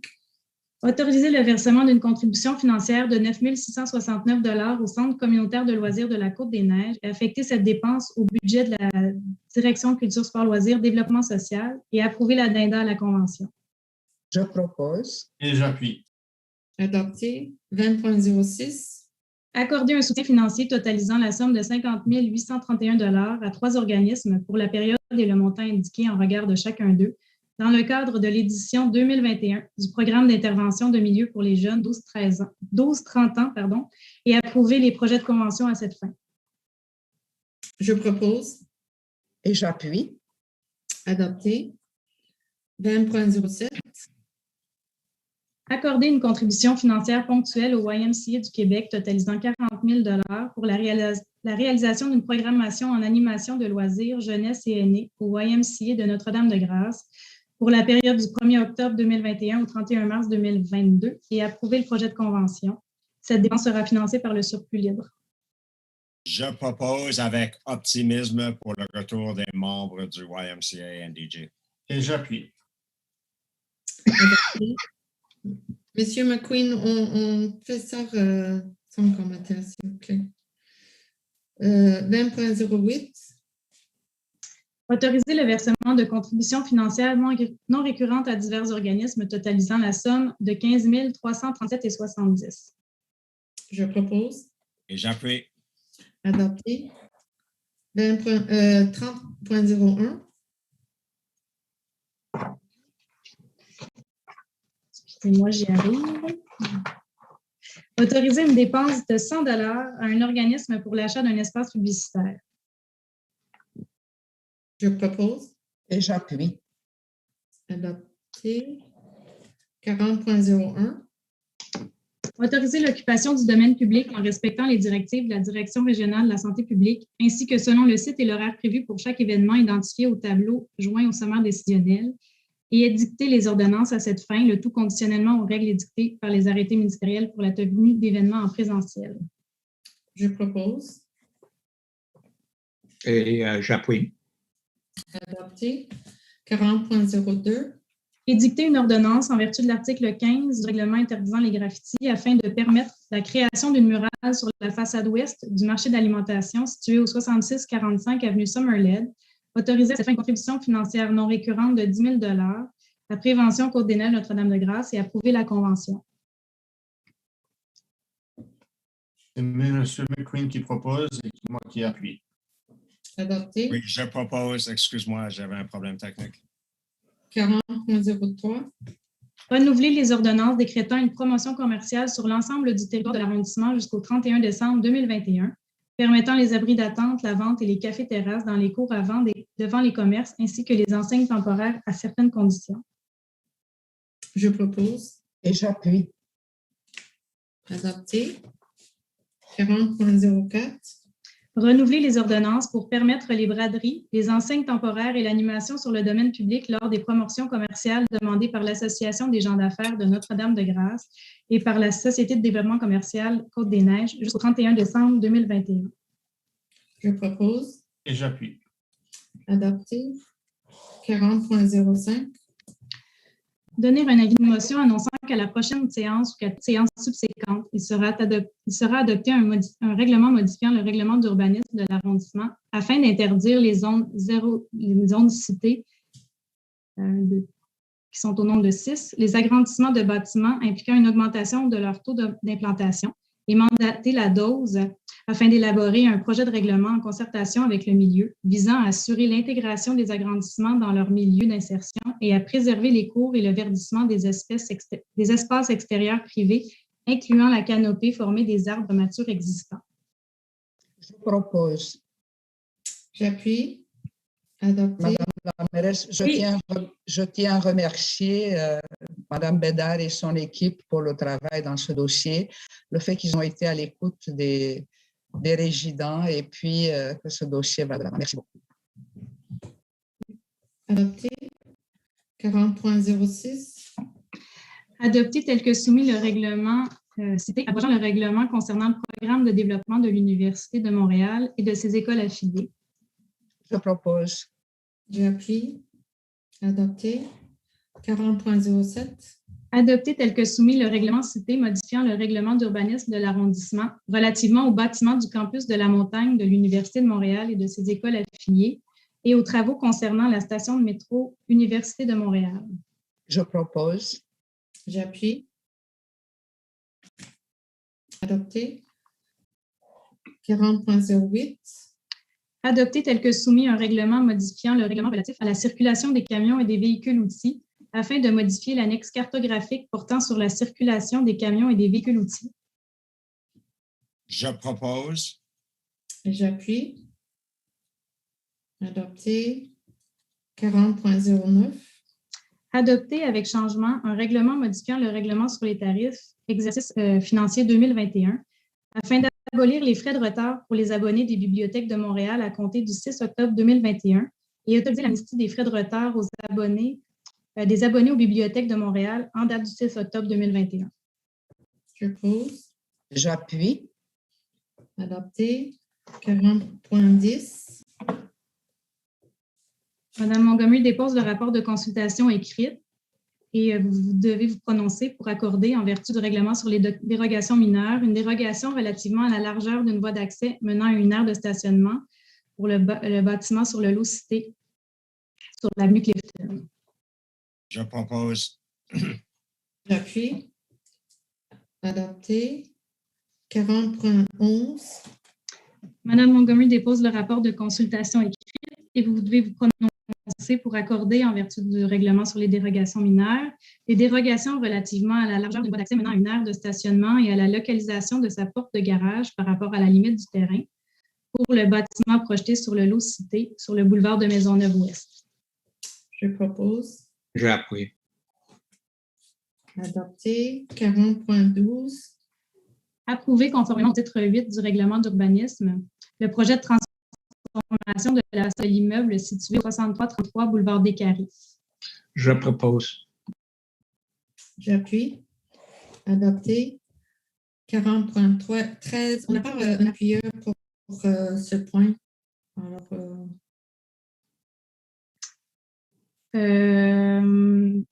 en fait, là, vous déposez le rapport de consultation publique, puis le Conseil devra se prononcer pour adopter tel que soumis le second projet de résolution approuvant le projet particulier PP 126 qui vise la démolition du bâtiment situé au 74-86 rue Saint-Jacques et la transformation du bâtiment pour le 74-60 rue Saint-Jacques.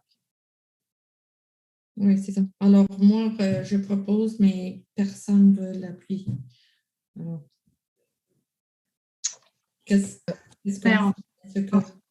en fait, le dossier n'est pas mis aux voix s'il n'y a pas un appuyeur. Donc, seulement le rapport de consultation serait déposé à ce moment-là. D'accord. 40.14. Adopter tel que soumise la résolution approuvant le projet particulier PP 127 visant à permettre la transformation du deuxième étage et son occupation au fin de la catégorie d'usage H1 de la famille habitation d'un bâtiment commercial situé au 4040 avenue de Courtrai. Je propose. J'appuie. Adopté. 40.15. Madame Montgomery dépose le rapport de consultation publique et le Conseil doit se prononcer pour adopter, tel que soumise, la résolution approuvant le projet particulier PP 130 visant à permettre la construction d'une clôture pour la propriété située au 3285 chemin Bedford. Je propose. Et j'appuie. Adopté. 40.16. Madame Montgomery dépose le rapport de consultation publique et le Conseil doit se prononcer pour adopter tel que soumis le second projet de résolution approuvant le projet particulier PP 129 visant à autoriser l'usage habitation au rez-de-chaussée pour le bâtiment situé au 5370 chemin Queen Mary. Je propose. Et j'appuie. Monsieur Vautran. Merci. J'ai précédé la réunion de consultation. J'aimerais juste informer les membres du Conseil que nous avons reçu 10 commentaires il y a 4 personnes qui se disent opposées au projet et 6 qui a des plaintes concernant les travaux dans le bâtiment au coin de Earnscliffe et Queen Mary. Personnellement, je distingue les deux choses. Je partage l'opinion de DOS que le projet pourrait procéder, que l'utilisation d'espaces inutilisés qui est zoné commercial sur le côté façade Earnscliffe de le bâtiment pourrait être converti au logement. Mais par contre, je suis sensible à ce que les locataires disent. Il y a des plaintes, selon les locataires, des travaux qui ne respectent pas des permis, même des travaux sans permis. Il y a un monsieur qui a écrit qui craint des rénovations. Il y a des autres personnes qui parlent de poussière. J'aimerais inviter aux membres du conseil que j'ai averti le DOS et j'ai demandé de faire des inspections du bâtiment et reviennent à moi avec l'information récoltée. Je ne peux pas affirmer qu'il y a des violations, mais s'il y a lieu ou s'il n'y a pas respect pour le permis, j'invite le DOS à travailler avec le gestionnaire de projet pour assurer qu'il n'y a pas perturbation de qualité de vie des résidents parmi cette transformation au espace d'habitation. Je vote quand même en faveur de le projet. Adopté. 40.16. Modifier les plans de marquage et de signalisation aux intersections Cavendish-Chester, Cavendish-Summerled, Cavendish-Terrebonne et Cavendish-Montland afin d'ajouter des baies de virage à gauche aux approches nord et sud de chaque intersection et dicter l'ordonnance à cette fin. Je vais juste ajouter dans la recommandation, il n'y avait pas le point sur les ordonnances, nous allons l'ajouter. Je propose. Et j'appuie fermement.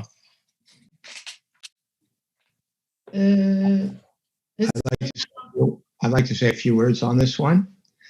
The borough has spent $20,000 to discover what the citizens said 10 minutes after the center of Cavendish was painted so nobody could drive on it. Cavendish was narrowed, that the road had become dangerous, that there was congestion at every light, and it was difficult to turn left. The residents said that on day one. And the borough responded by working with Center City. The left-hand turn at Sherbrooke off Cavendish southbound was corrected about 6-8 months ago by creating a turning lane. But however, the problem was not corrected elsewhere. And what's happened now, the traffic report that we've received is convincing that yes, it's more dangerous to turn left off Cavendish. Yes, there are cars in long lineups waiting while somebody waits for the whole traffic light cycle to finish so they can turn left. In fact, this file says that to turn left at some intersections now takes 65 seconds. So what's going to happen is the borough is going to walk back the gesture that was made. In most areas, a lot of the part of Cavendish that was taken away will be returned, and you'll be able to use that to drive and to turn left at all the intersections. It's a big victory by the citizens, and I invite you to reflect on this particular victory when you go to vote on November the 7th. Merci. Adopté. Madame Falardeau, est-ce qu'on a manqué 40.16? Non? Non, j'avais-vous comme proposeur, Madame. OK, d'accord. Ouais. OK, excuse-moi. 40.18.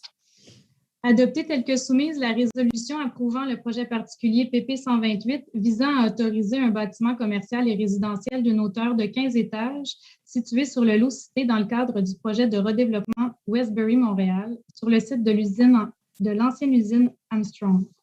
Je propose. J'appuie. Adopté. 60.01. Madame Montgomery dépose les rapports faisant état des décisions prises par tous les fonctionnaires ou employés dans l'exercice des pouvoirs qui leur sont délégués en vertu du règlement de délégation de pouvoir pour le mois d'août 2021 et toutes les dépenses du mois de juillet 2021. Donc, c'est un dépôt. 60.02. Madame Montgomery dépose le rapport portant sur l'intégration de l'arrondissement de Côte-des-Neiges Notre-Dame-de-Grâce au centre de service 3.1. Donc, c'est un dépôt. Et 61.01. Donc, je dépose le procès verbal de correction et la résolution mentionnée, modifiée, qui s'y rapporte pour y corriger une erreur qui apparaît de façon évidente à la seule lecture des documents soumis à l'appui de la décision prise.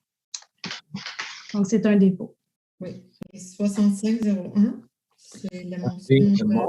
M. Gautran. Je propose, appuyé par Monsieur Perez, de motion pour reconnaître chaque 1er août comme le jour de l'émancipation dans l'arrondissement Côte-Neige Notre-Dame-de-Grâce. Collègues, comme vous savez, UNESCO en 1997 a invité les gouvernements, les juridictions subnationales et les autorités locales de faire plus pour reconnaître l'esclavage dans l'histoire humaine, et ils ont suggéré que chaque année que les gouvernements faire la commémoration du 23 août comme journée internationale de la traite négrière et son abolition.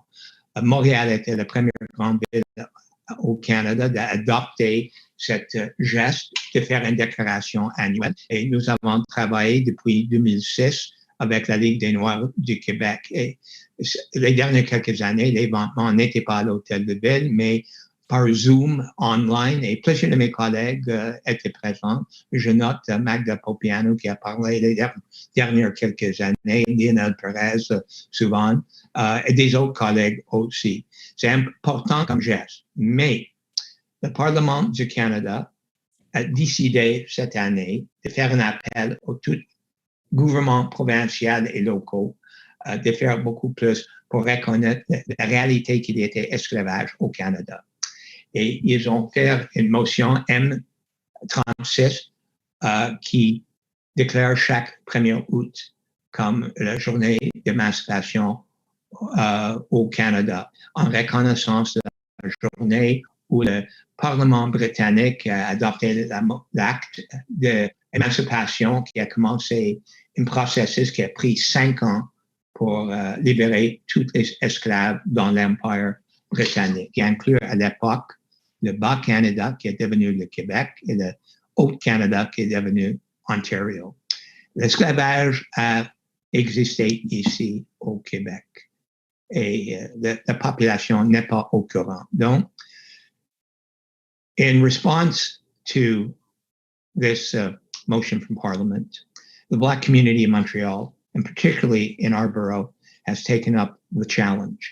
There were 2 events, one organized by the Côte-Neige Black Community Association, the other by 7 organizations representing the Black community from the Caribbean, from Jamaica, Dominica, Barbados, St. Vincent,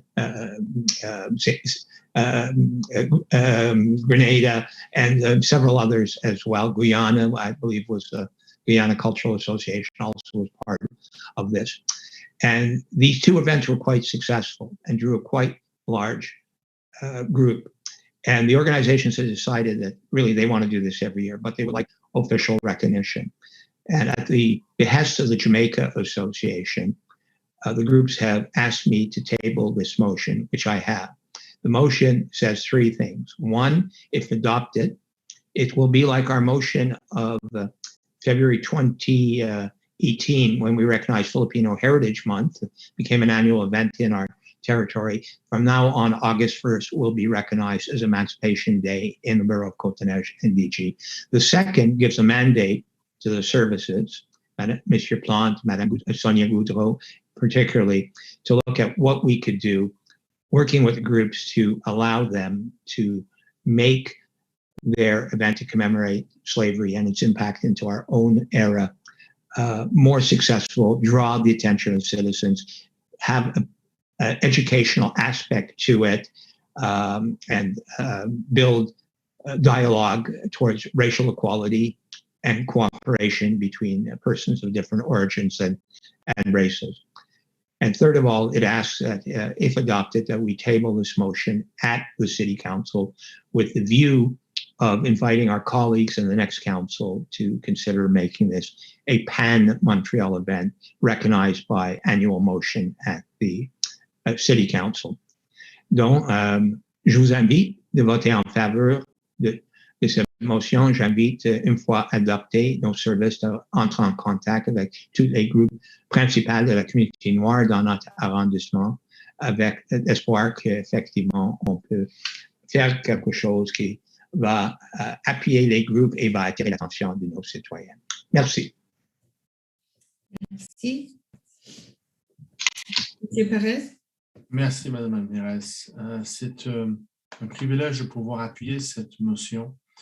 Le jour de l'émancipation est quelque chose qui, bien qu'il ait été connu dans certains cercles pour plusieurs années, des décennies même, c'est incroyable à quel point qu'au cours des dernières années, il y a eu encore une plus grande conscientisation à cet égard-là.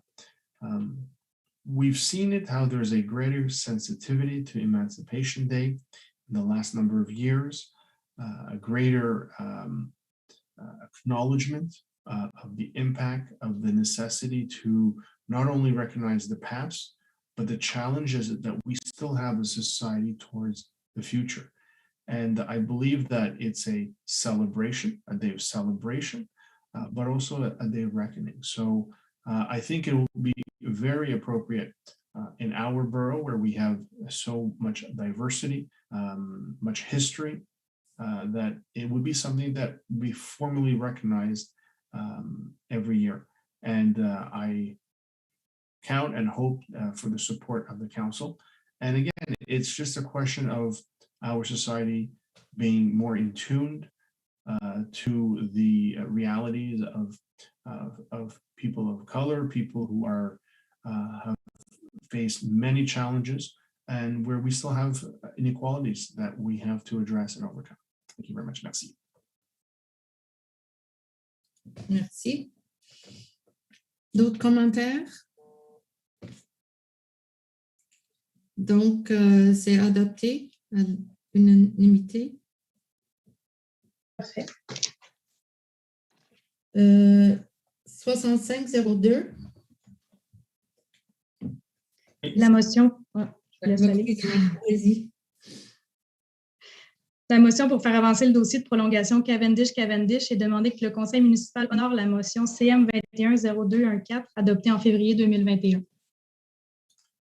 Alors, merci, Madame la greffière, Madame la mairesse. C'est une motion qui, normalement, moi-même et M. Rotran n'auraient pas dû apporter en arrondissement ou même au conseil de ville.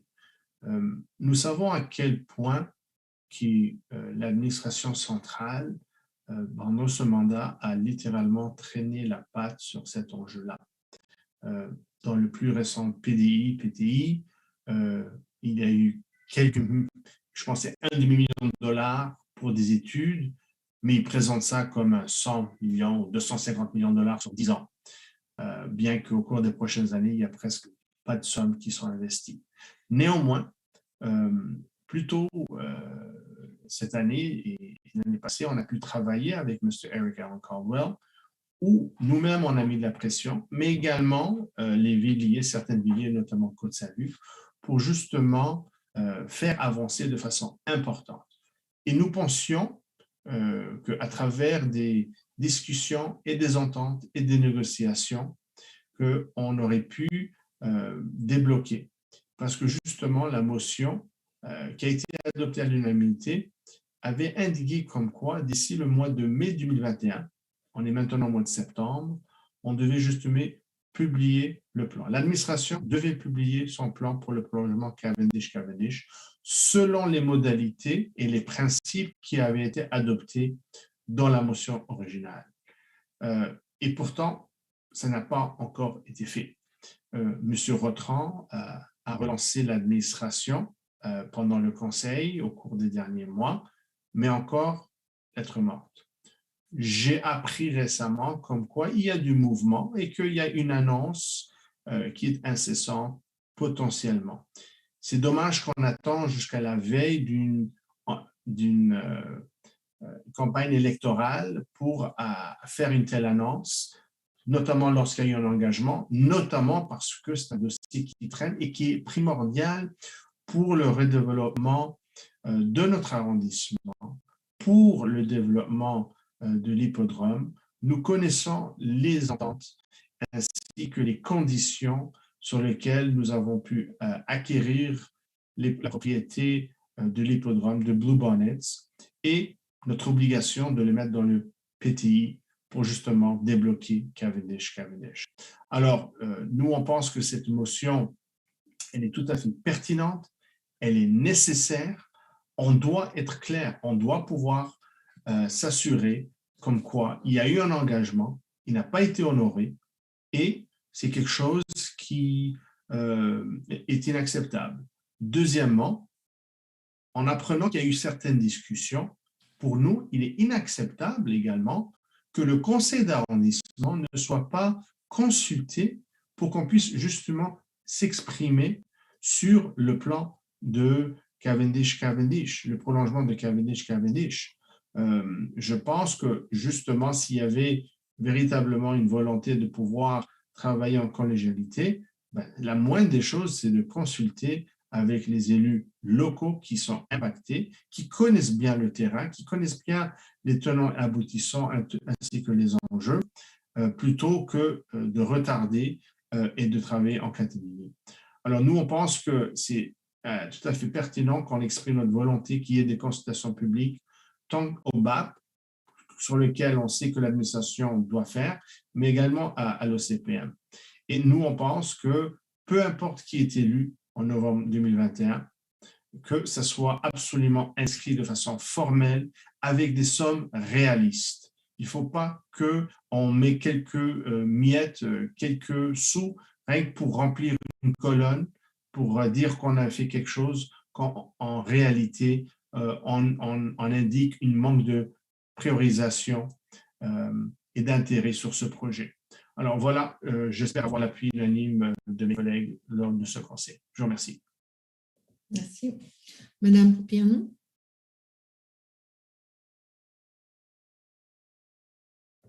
Allez-y. Votre micro est fermé. Je l'avais démuté, cher. Merci beaucoup. Écoutez, M. Perez, effectivement, bon, nous n'avons aucun, moi, personnellement, j'ai aucun problème avec votre motion, surtout qu'elle va dans le sens d'une entente, donc, et des conditions qui sont exigées par la sécession du terrain du gouvernement du Québec à la ville de Montréal. Donc, je vois mal comment on pourrait ne pas être d'accord. D'ailleurs, vous avez très bien souligné, M. Caldwell, qui est responsable du dossier, donc il a suivi de près le dossier avec vous, il a répondu toujours et il a travaillé, donc il a collaboré avec l'opposition. Effectivement, il y a des délais.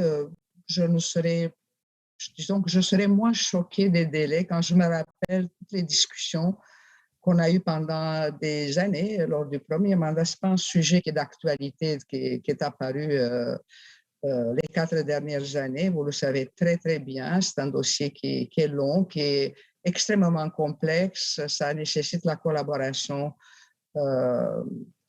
des deux opérateurs de chemin de fer. Ça nécessite une planification, la collaboration du gouvernement du Québec, du gouvernement du Canada. Donc, c'est un dossier qui est extrêmement complexe. Donc, je serais moins portée à me révolter pour un délai de quelques mois, surtout que nous sommes encore en pandémie, que c'était la période des vacances aussi, et les fonctionnaires ont droit aussi de les prendre. Donc, effectivement, le dossier avance très bien.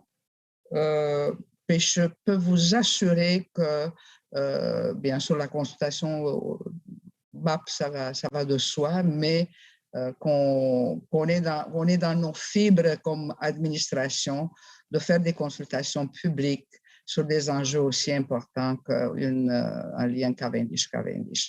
Donc, je tiens à assurer mes collègues. Donc, nous, on est en faveur de votre motion, bien qu'elle est...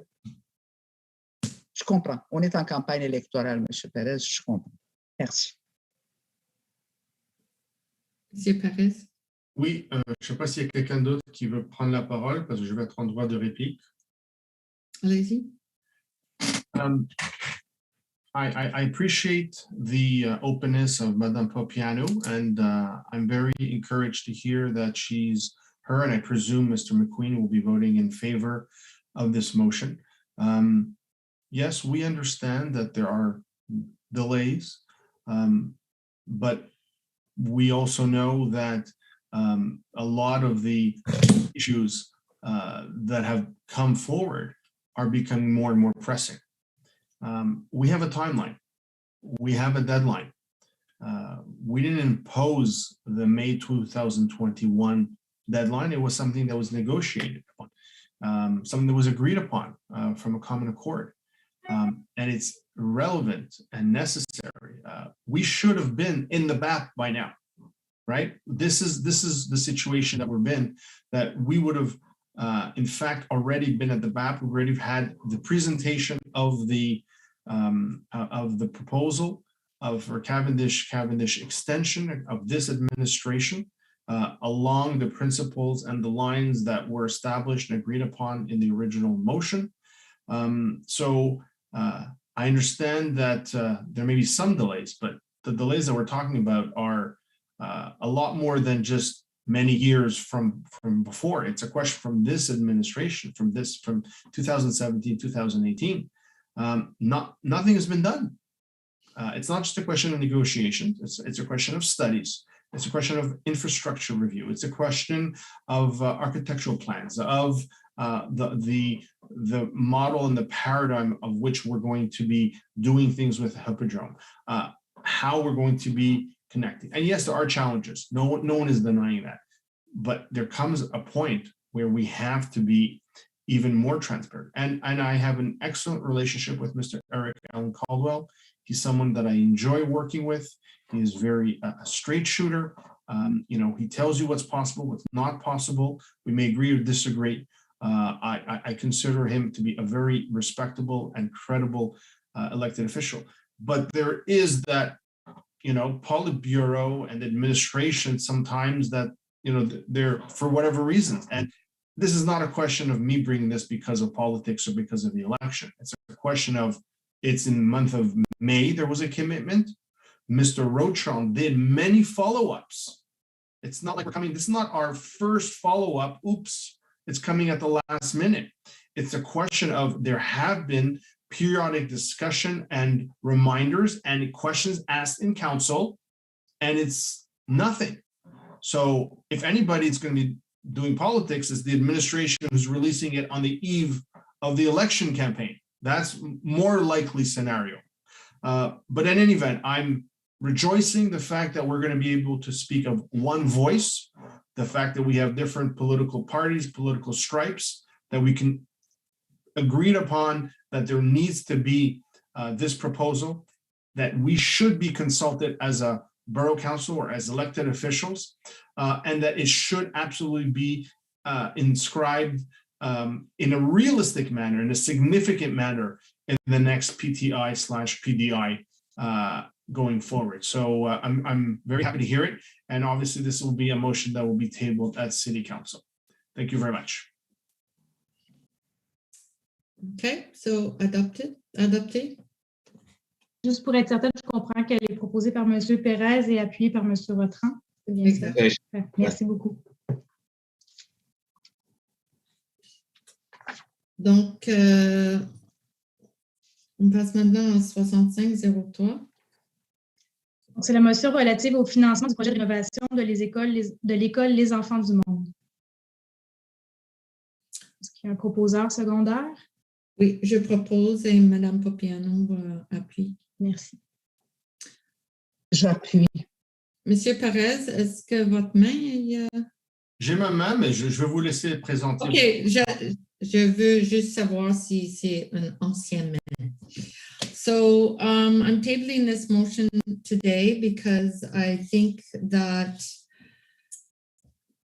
the Walkley and Loyola Centers of Western NDG are two incredible organizations that help a lot of children in our borough, a lot of underserved children in terms of recreation and sport facilities. And the way this came about was we had all agreed on this project, and then the CSDM went to tender and, came back, of course, with an elevated price tag. Some of you were uncomfortable with spending more money. We put the $4.5 million earmarked for this aside and thinking maybe we could renovate the Loyola Chalet or something.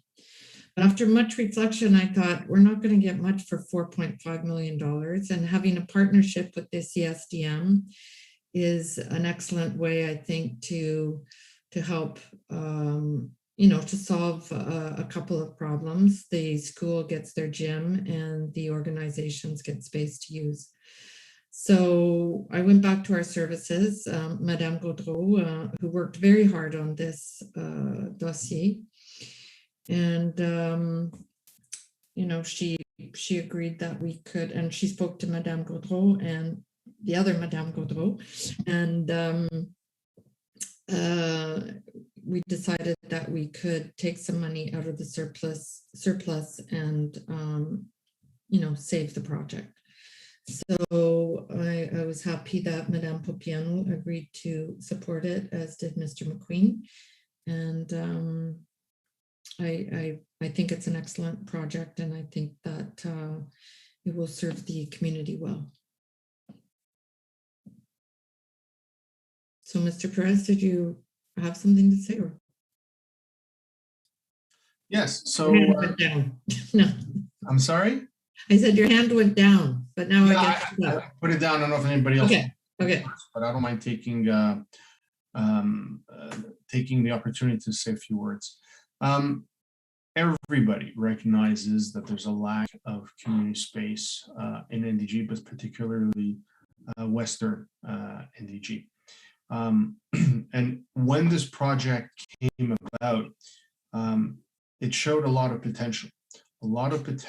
Because we were in fact leveraging existing or future school facilities and uniting with the borough and the city to in fact ensure that we maximize the use of the same space, of the common space.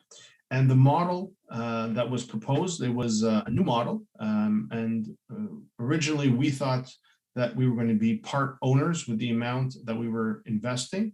And then for different legal reasons, it was highlighted that that was not possible and that we would basically be paying a certain amount in advance for 30 years. After analysis with the services, it was still worth it to do it. And we all supported it. And I remember the celebration from the representatives of the Centre de Service Scolaire. And I believe that it was a very good start in addressing a very pressing need. As you mentioned, Madam Mayor, Mrs. Montgomery, it came back at $2 million more, $1.5 million to $2 million more than what was expected. What I don't really understand is really the necessity of this motion. There was a decision that was made. And now on the eve of the election, we're having this motion that is brought to revisit, to negotiate. This is something that could have been done, should have been done, if there was a change of position on your part without having to formally pass a motion, number one. Number two is, at the end of the day, we're starting from scratch. There's going to have to be negotiations, and realistically, it's the next administration that is going to have to undertake the work to try and salvage this deal. It's not an evident deal. It's a lot of money that we're talking about. There was a lot of questioning, not a lot of analysis, but at the end of the day, once it become public, to now come back, I think, it's a little bit of, with respect, a little bit of political posturing on the eve of the elections. But at the end of the day,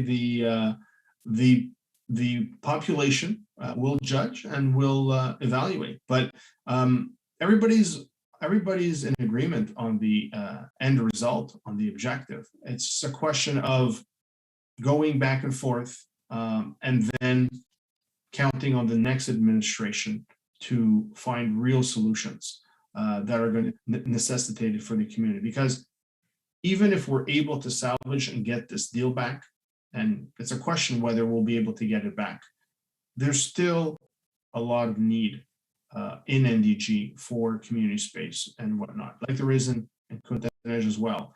But I think more so in NDG on this specific front, Côte-des-Neiges has their own needs as well. So I have no problem supporting it, with the caveat that it is really symbolic at this point. There's nothing concrete that we're actually voting on. It's just a willingness to do something that could have been done, that should have been done prior. Thank you very much. Merci. Thank you. I have a slightly different interpretation than Councillor Perez. I don't like voting for motions that are political and self-serving and don't actually do anything. Why are we here? Well, we're here because the cost of this project is far, far higher than was initially predicted. And there was over $4 million of our money that was supposed to go into it for the, we get the use of the facilities and rental of some space, and we would pay the $4 million up front. But the one tender that there was came back at almost double the estimated cost. It was far, far higher. And the project was essentially withdrawn by the board. They can't build it for that cost. They are going to go to another tender, but that isn't going to be until the summer of 2022. And there's no pressing need for us to say at the moment that, yeah, we'll give you another $2 million. First of all, my understanding is the fact that they are working on a tender does not mean they're necessarily going to go ahead with this project. The project may well be scaled back also. We haven't seen any final plans. I see this motion as improvised because there's an election. Look, we're fighting for this particular community space. We don't actually know what the final plans are going to look like. We may be paying more for less than we did before. Also, we are assuming that the price of the second tender is going to be lower or more affordable than the first one, which was completely unaffordable. We're going to be a couple of years later, and there is such a thing as called inflation, and there's no guarantee that these costs are going to be higher. Next, we don't have a vision of the whole. We don't have a plan for what our total needs are in the area. This project doesn't resolve the needs of the Loyola Center and the Walkley Center, by the way. Their needs still need to be met. So we sort of put apples together with pears. I'm not sure whether this will be dropped or not by the Centre Scolaire, but there's no necessity for us to say, hey, we're now up to $6.5 million into this project, and we may be willing to pay a lot more. This is our money that we're proposing to spend, not Center City's money. And yet I don't think there's ever been a cogent effort to lobby Center City to put the money in. It should not be us that's paying this large part of the Centre Scolaires project. We've had a lot of investments in Loyola District in the last couple of years. There's the $9 million coming from the Trenum Center. There's been the renovation of the Loyola Park, the new artificial turf that went in there, Coffee Park, Gilbert Layton, a whole bunch of others. Yet 100,000 people in our borough live in Côte-des-Neiges, and only 65,000 live in NDG. Now, our goal as a borough is to serve everybody, and yet the spending has been disproportionately under this administration in NDG and not Côte-des-Neiges. In fact, if you look at it, we already have a sports center in NDG, state of the art at the corner of Benny and Monkland. We have a new building on the south side that serves other needs. We have now a commitment for a $9 million renovation at Trenum Park. And this particular project, which would not be ours to control, does not meet the needs that have been expressed by the community groups, particularly the Walkley Center. So I think it's premature to pass this motion. I think this motion will be waived by some candidates as saying, hey, you see, I'm working for the community. And possibly my understanding for some of the emails that I saw promising a meeting between the councillors and the services to discuss this, which never happened, was that there's $2 million supposedly going to the chalet in the Loyola, the Loyola chalet. And that money might disappear to cover the $2 million extra that we're putting into here to a project that might or might not be built. I don't want to take away $2 million of real money for a real project that will help people in the Loyola Park area to allocate it and freeze it in a project that might escalate in cost and which we may never go ahead with, and for which the benefit is not as evident in terms of the value of the money that we put in. So you can put me down as voting against the motion. I consider the motion improvised, consider it political, and I don't think it gets us a step closer to resolving the needs of the community groups in the western part of NDG. Madame Paupiano. Merci, Madame la mairesse. J'adore quand M. Rotran nous accuse de faire de la politique. Là, c'est la totale. C'est extraordinaire. Hein? J'ai toujours adoré ça, d'ailleurs. C'est seulement M. Rotran qui, pendant 40 ans, il a eu le droit de faire de la politique. Les autres, non. Ben, ce n'est pas de la politique, M. Rotran. C'est qu'il faut... Et je sais que, en même temps, je fais un clin d'œil à notre collègue Christian Arsenault. Vous avez reconnu que vous avez adoré travailler avec lui. Et je sais que c'était un projet qu'il tenait beaucoup à cœur. Il s'est beaucoup battu pour ce projet. Pas pour seulement, je sais qu'on fait de la politique pour nous-mêmes, pour être élus, hein, mais il y en a aussi des gens qui font de la politique parce qu'ils croient dans quelque chose, ils croient qu'on peut aider les résidents. Et moi, je suis persuadée que c'est un excellent projet. Et c'est plus qu'un excellent projet innovant parce qu'il mutualise des services entre un centre de services scolaires et l'arrondissement. Qu'on n'aurait pu jamais faire un tel projet si on était toute seule parce qu'on n'a pas les moyens de le faire.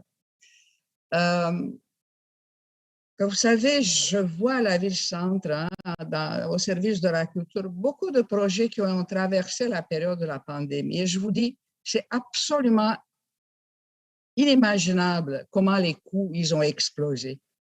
Si on attend et on ne donne pas l'aval à ce projet, les coûts vont être encore plus grands dans l'avenir parce que les services nous ont très, très bien expliqué tout ça à large et à travers. Ils nous ont répété, nous n'aurons jamais un projet pareil au même coût si on le retarde.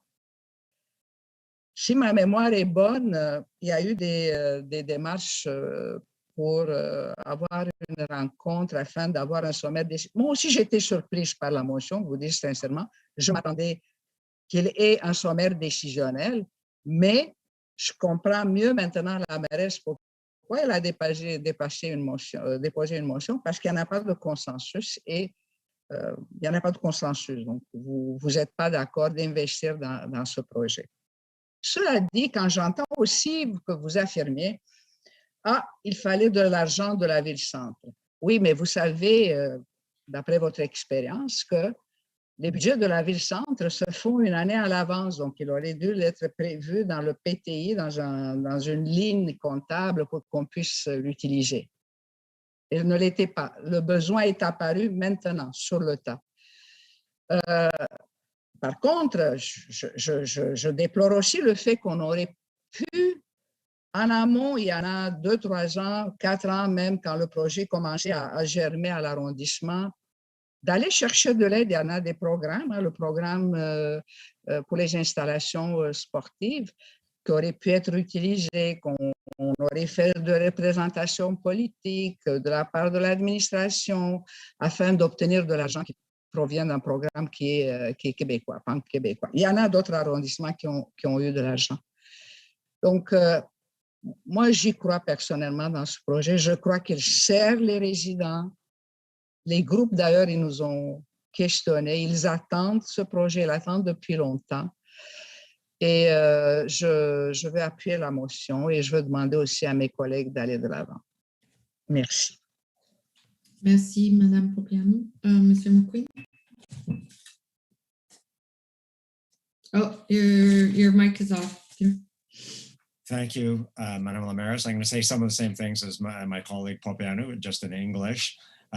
We have always supported this project. And I personally, ever since being elected 12 years ago, have always heard about the needs of the people at the Walkley Center and the Loyola Center, from Bridget Glusteen for one. And thank you for your hard work at the Loyola Center for all those years, Bridget. From Caddy at the Walkley Center. And I always supported the need for a new center in Loyola. Of course, when the situation at the St. Catherine de Sienne had to be demolished suddenly on a short order, and the Loyola Center was therefore had to be moved out of St. Catherine de Sienne School, the situation became more difficult, more tough for them. The pressure rose further.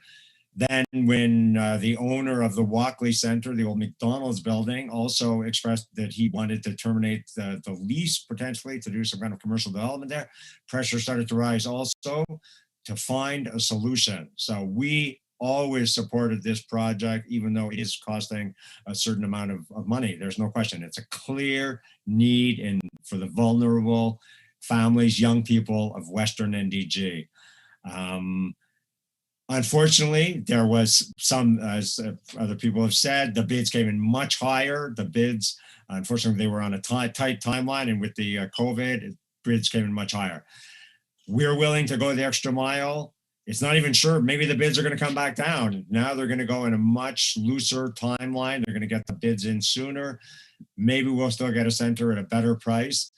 But even if not the full 6.5 million, it's worth it. We need this center in NDG. We have the space beside Enfants du Monde School. My God, the garden there has already been moved to the YMCA park, the new YMCA park. So we're ready to go. And we're not going to find in this market, we're not going to find another building that's going to fit the bill.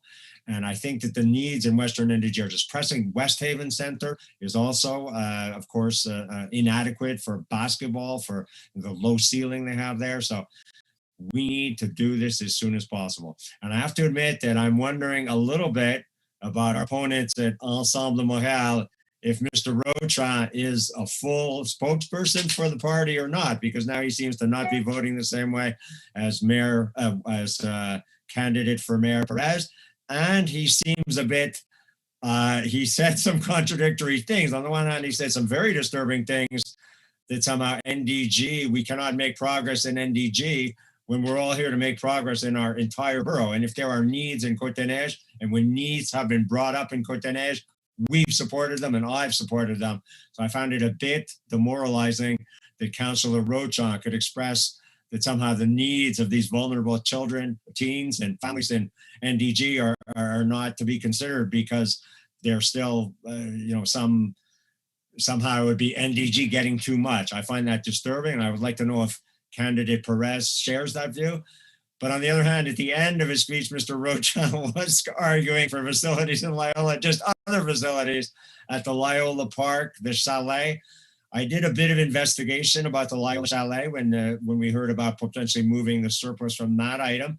I asked the head of the Soccer Association, Christian Dessert, what they were feeling about the Loyola Park Chalet, given that they have the new AstroTurf field beside it. And he said that there was no particular problem or request on their part for it to be renovated. I'm afraid I did not get to NDG baseball, and I will, asking them about that. But the chalet in Loyola Park, as far as I can see, is old school, but functional. And, unless when there's a clear where that project would go, and we have put good investments in Loyola Park, both with the soccer field and the new playground equipment, of course, and the new dog park now. So there are some good things in Loyola Park. So I would just like to know if the comments of Mr. Rochon are shared by Mayor Candidate Perez and Ensemble Montréal. Mr. Rochon. Thank you. I've been amazed over the years. I've never seen a council where everyone voted the same way all the time throughout the entire mandate. This is municipal politics, and it's normal that people don't agree on every item. I've noticed sometimes at Ensemble Montréal at City Council, hasn't always voted the same way. They seem to be able to accommodate dissent, some dissent and differences of opinion. But Projet Montréal, Mr. McQueen, when told that black is white, seems to occasionally have no problem whatsoever. The party has voted together 100% of the time. Mr. Perez, giving you the benefit of the doubt on this, only seems to have doubts about what's going to happen with the follow-up of this motion. If there had been some sort of serious effort on the part of Ms. Montgomery, there could have been an agreement 6 months ago. We could have had a clearer point of view. Having said all that, I can come up with at least 4 alternatives to this plan, which merit being looked at, which are more cost effective, which could go ahead quicker than this particular plan. All we're doing is freezing money. We're taking it away from a project. Interesting to see that Mr. McQueen voted for a capital budget that had a renovation of the Lila Chalet, and today it's not necessary because somebody he spoke to from NDG Soccer said, we can live with the facility as it is. I think that if the money is there and the benefit is there, that project should go ahead. In any event, I understand that a majority of my colleagues are going to vote in favor of this. Even so, I'm maintaining my negative vote on it. And that will be it for this dossier. When we're finished, I'd like a moment to address the resident of Snowden before we adjourn. Thank you. Mr. Perez? Yes, thank you, Madam Mayor. Thank you, Peter, for asking me to weigh in. I guess I know it's a difficult concept for you to understand in Projet Montréal, but in Ensemble Montréal, there is tolerance for differences of opinion. I know all the ideology that you guys have. It's hard to veer away from it. But this is one of those examples. Now, we all agree on the need. What we're hearing is that there's perhaps a lack of real project, right? There, in terms of whether this is going to be able to be done. And I respect Marvin's opinion on this. I think that we have to look at the future. And as I said in my own statements, at the end of the day, this motion is, for the most part, political posturing. It's not really necessary. The mayor has the authority to give a mandate to the services to negotiate something, and they come back and present the project or the budget to go along. So, you're trying to create some kind of, wedge where there isn't one. If you really want to go down that route, well, I've got a whole list of things I could raise on how you have flip-flopped over the last 4 years, how there's been some votes in the borough and at city center, you guys have different votes.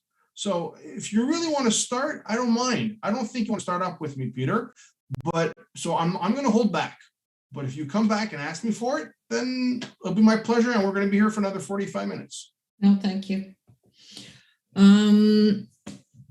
Okay, that's it on that. So just on your point about getting the money from downtown, I mean, there's no reason why the next administration, and I'm sure if Mr. Coder is elected, he would gladly support something like this. So there's no reason why the next council can't lobby downtown for help with this project. The point of the matter is that as I recall, some councillors here were happy just to let the project go and just to shrug your shoulders and throw your hands up.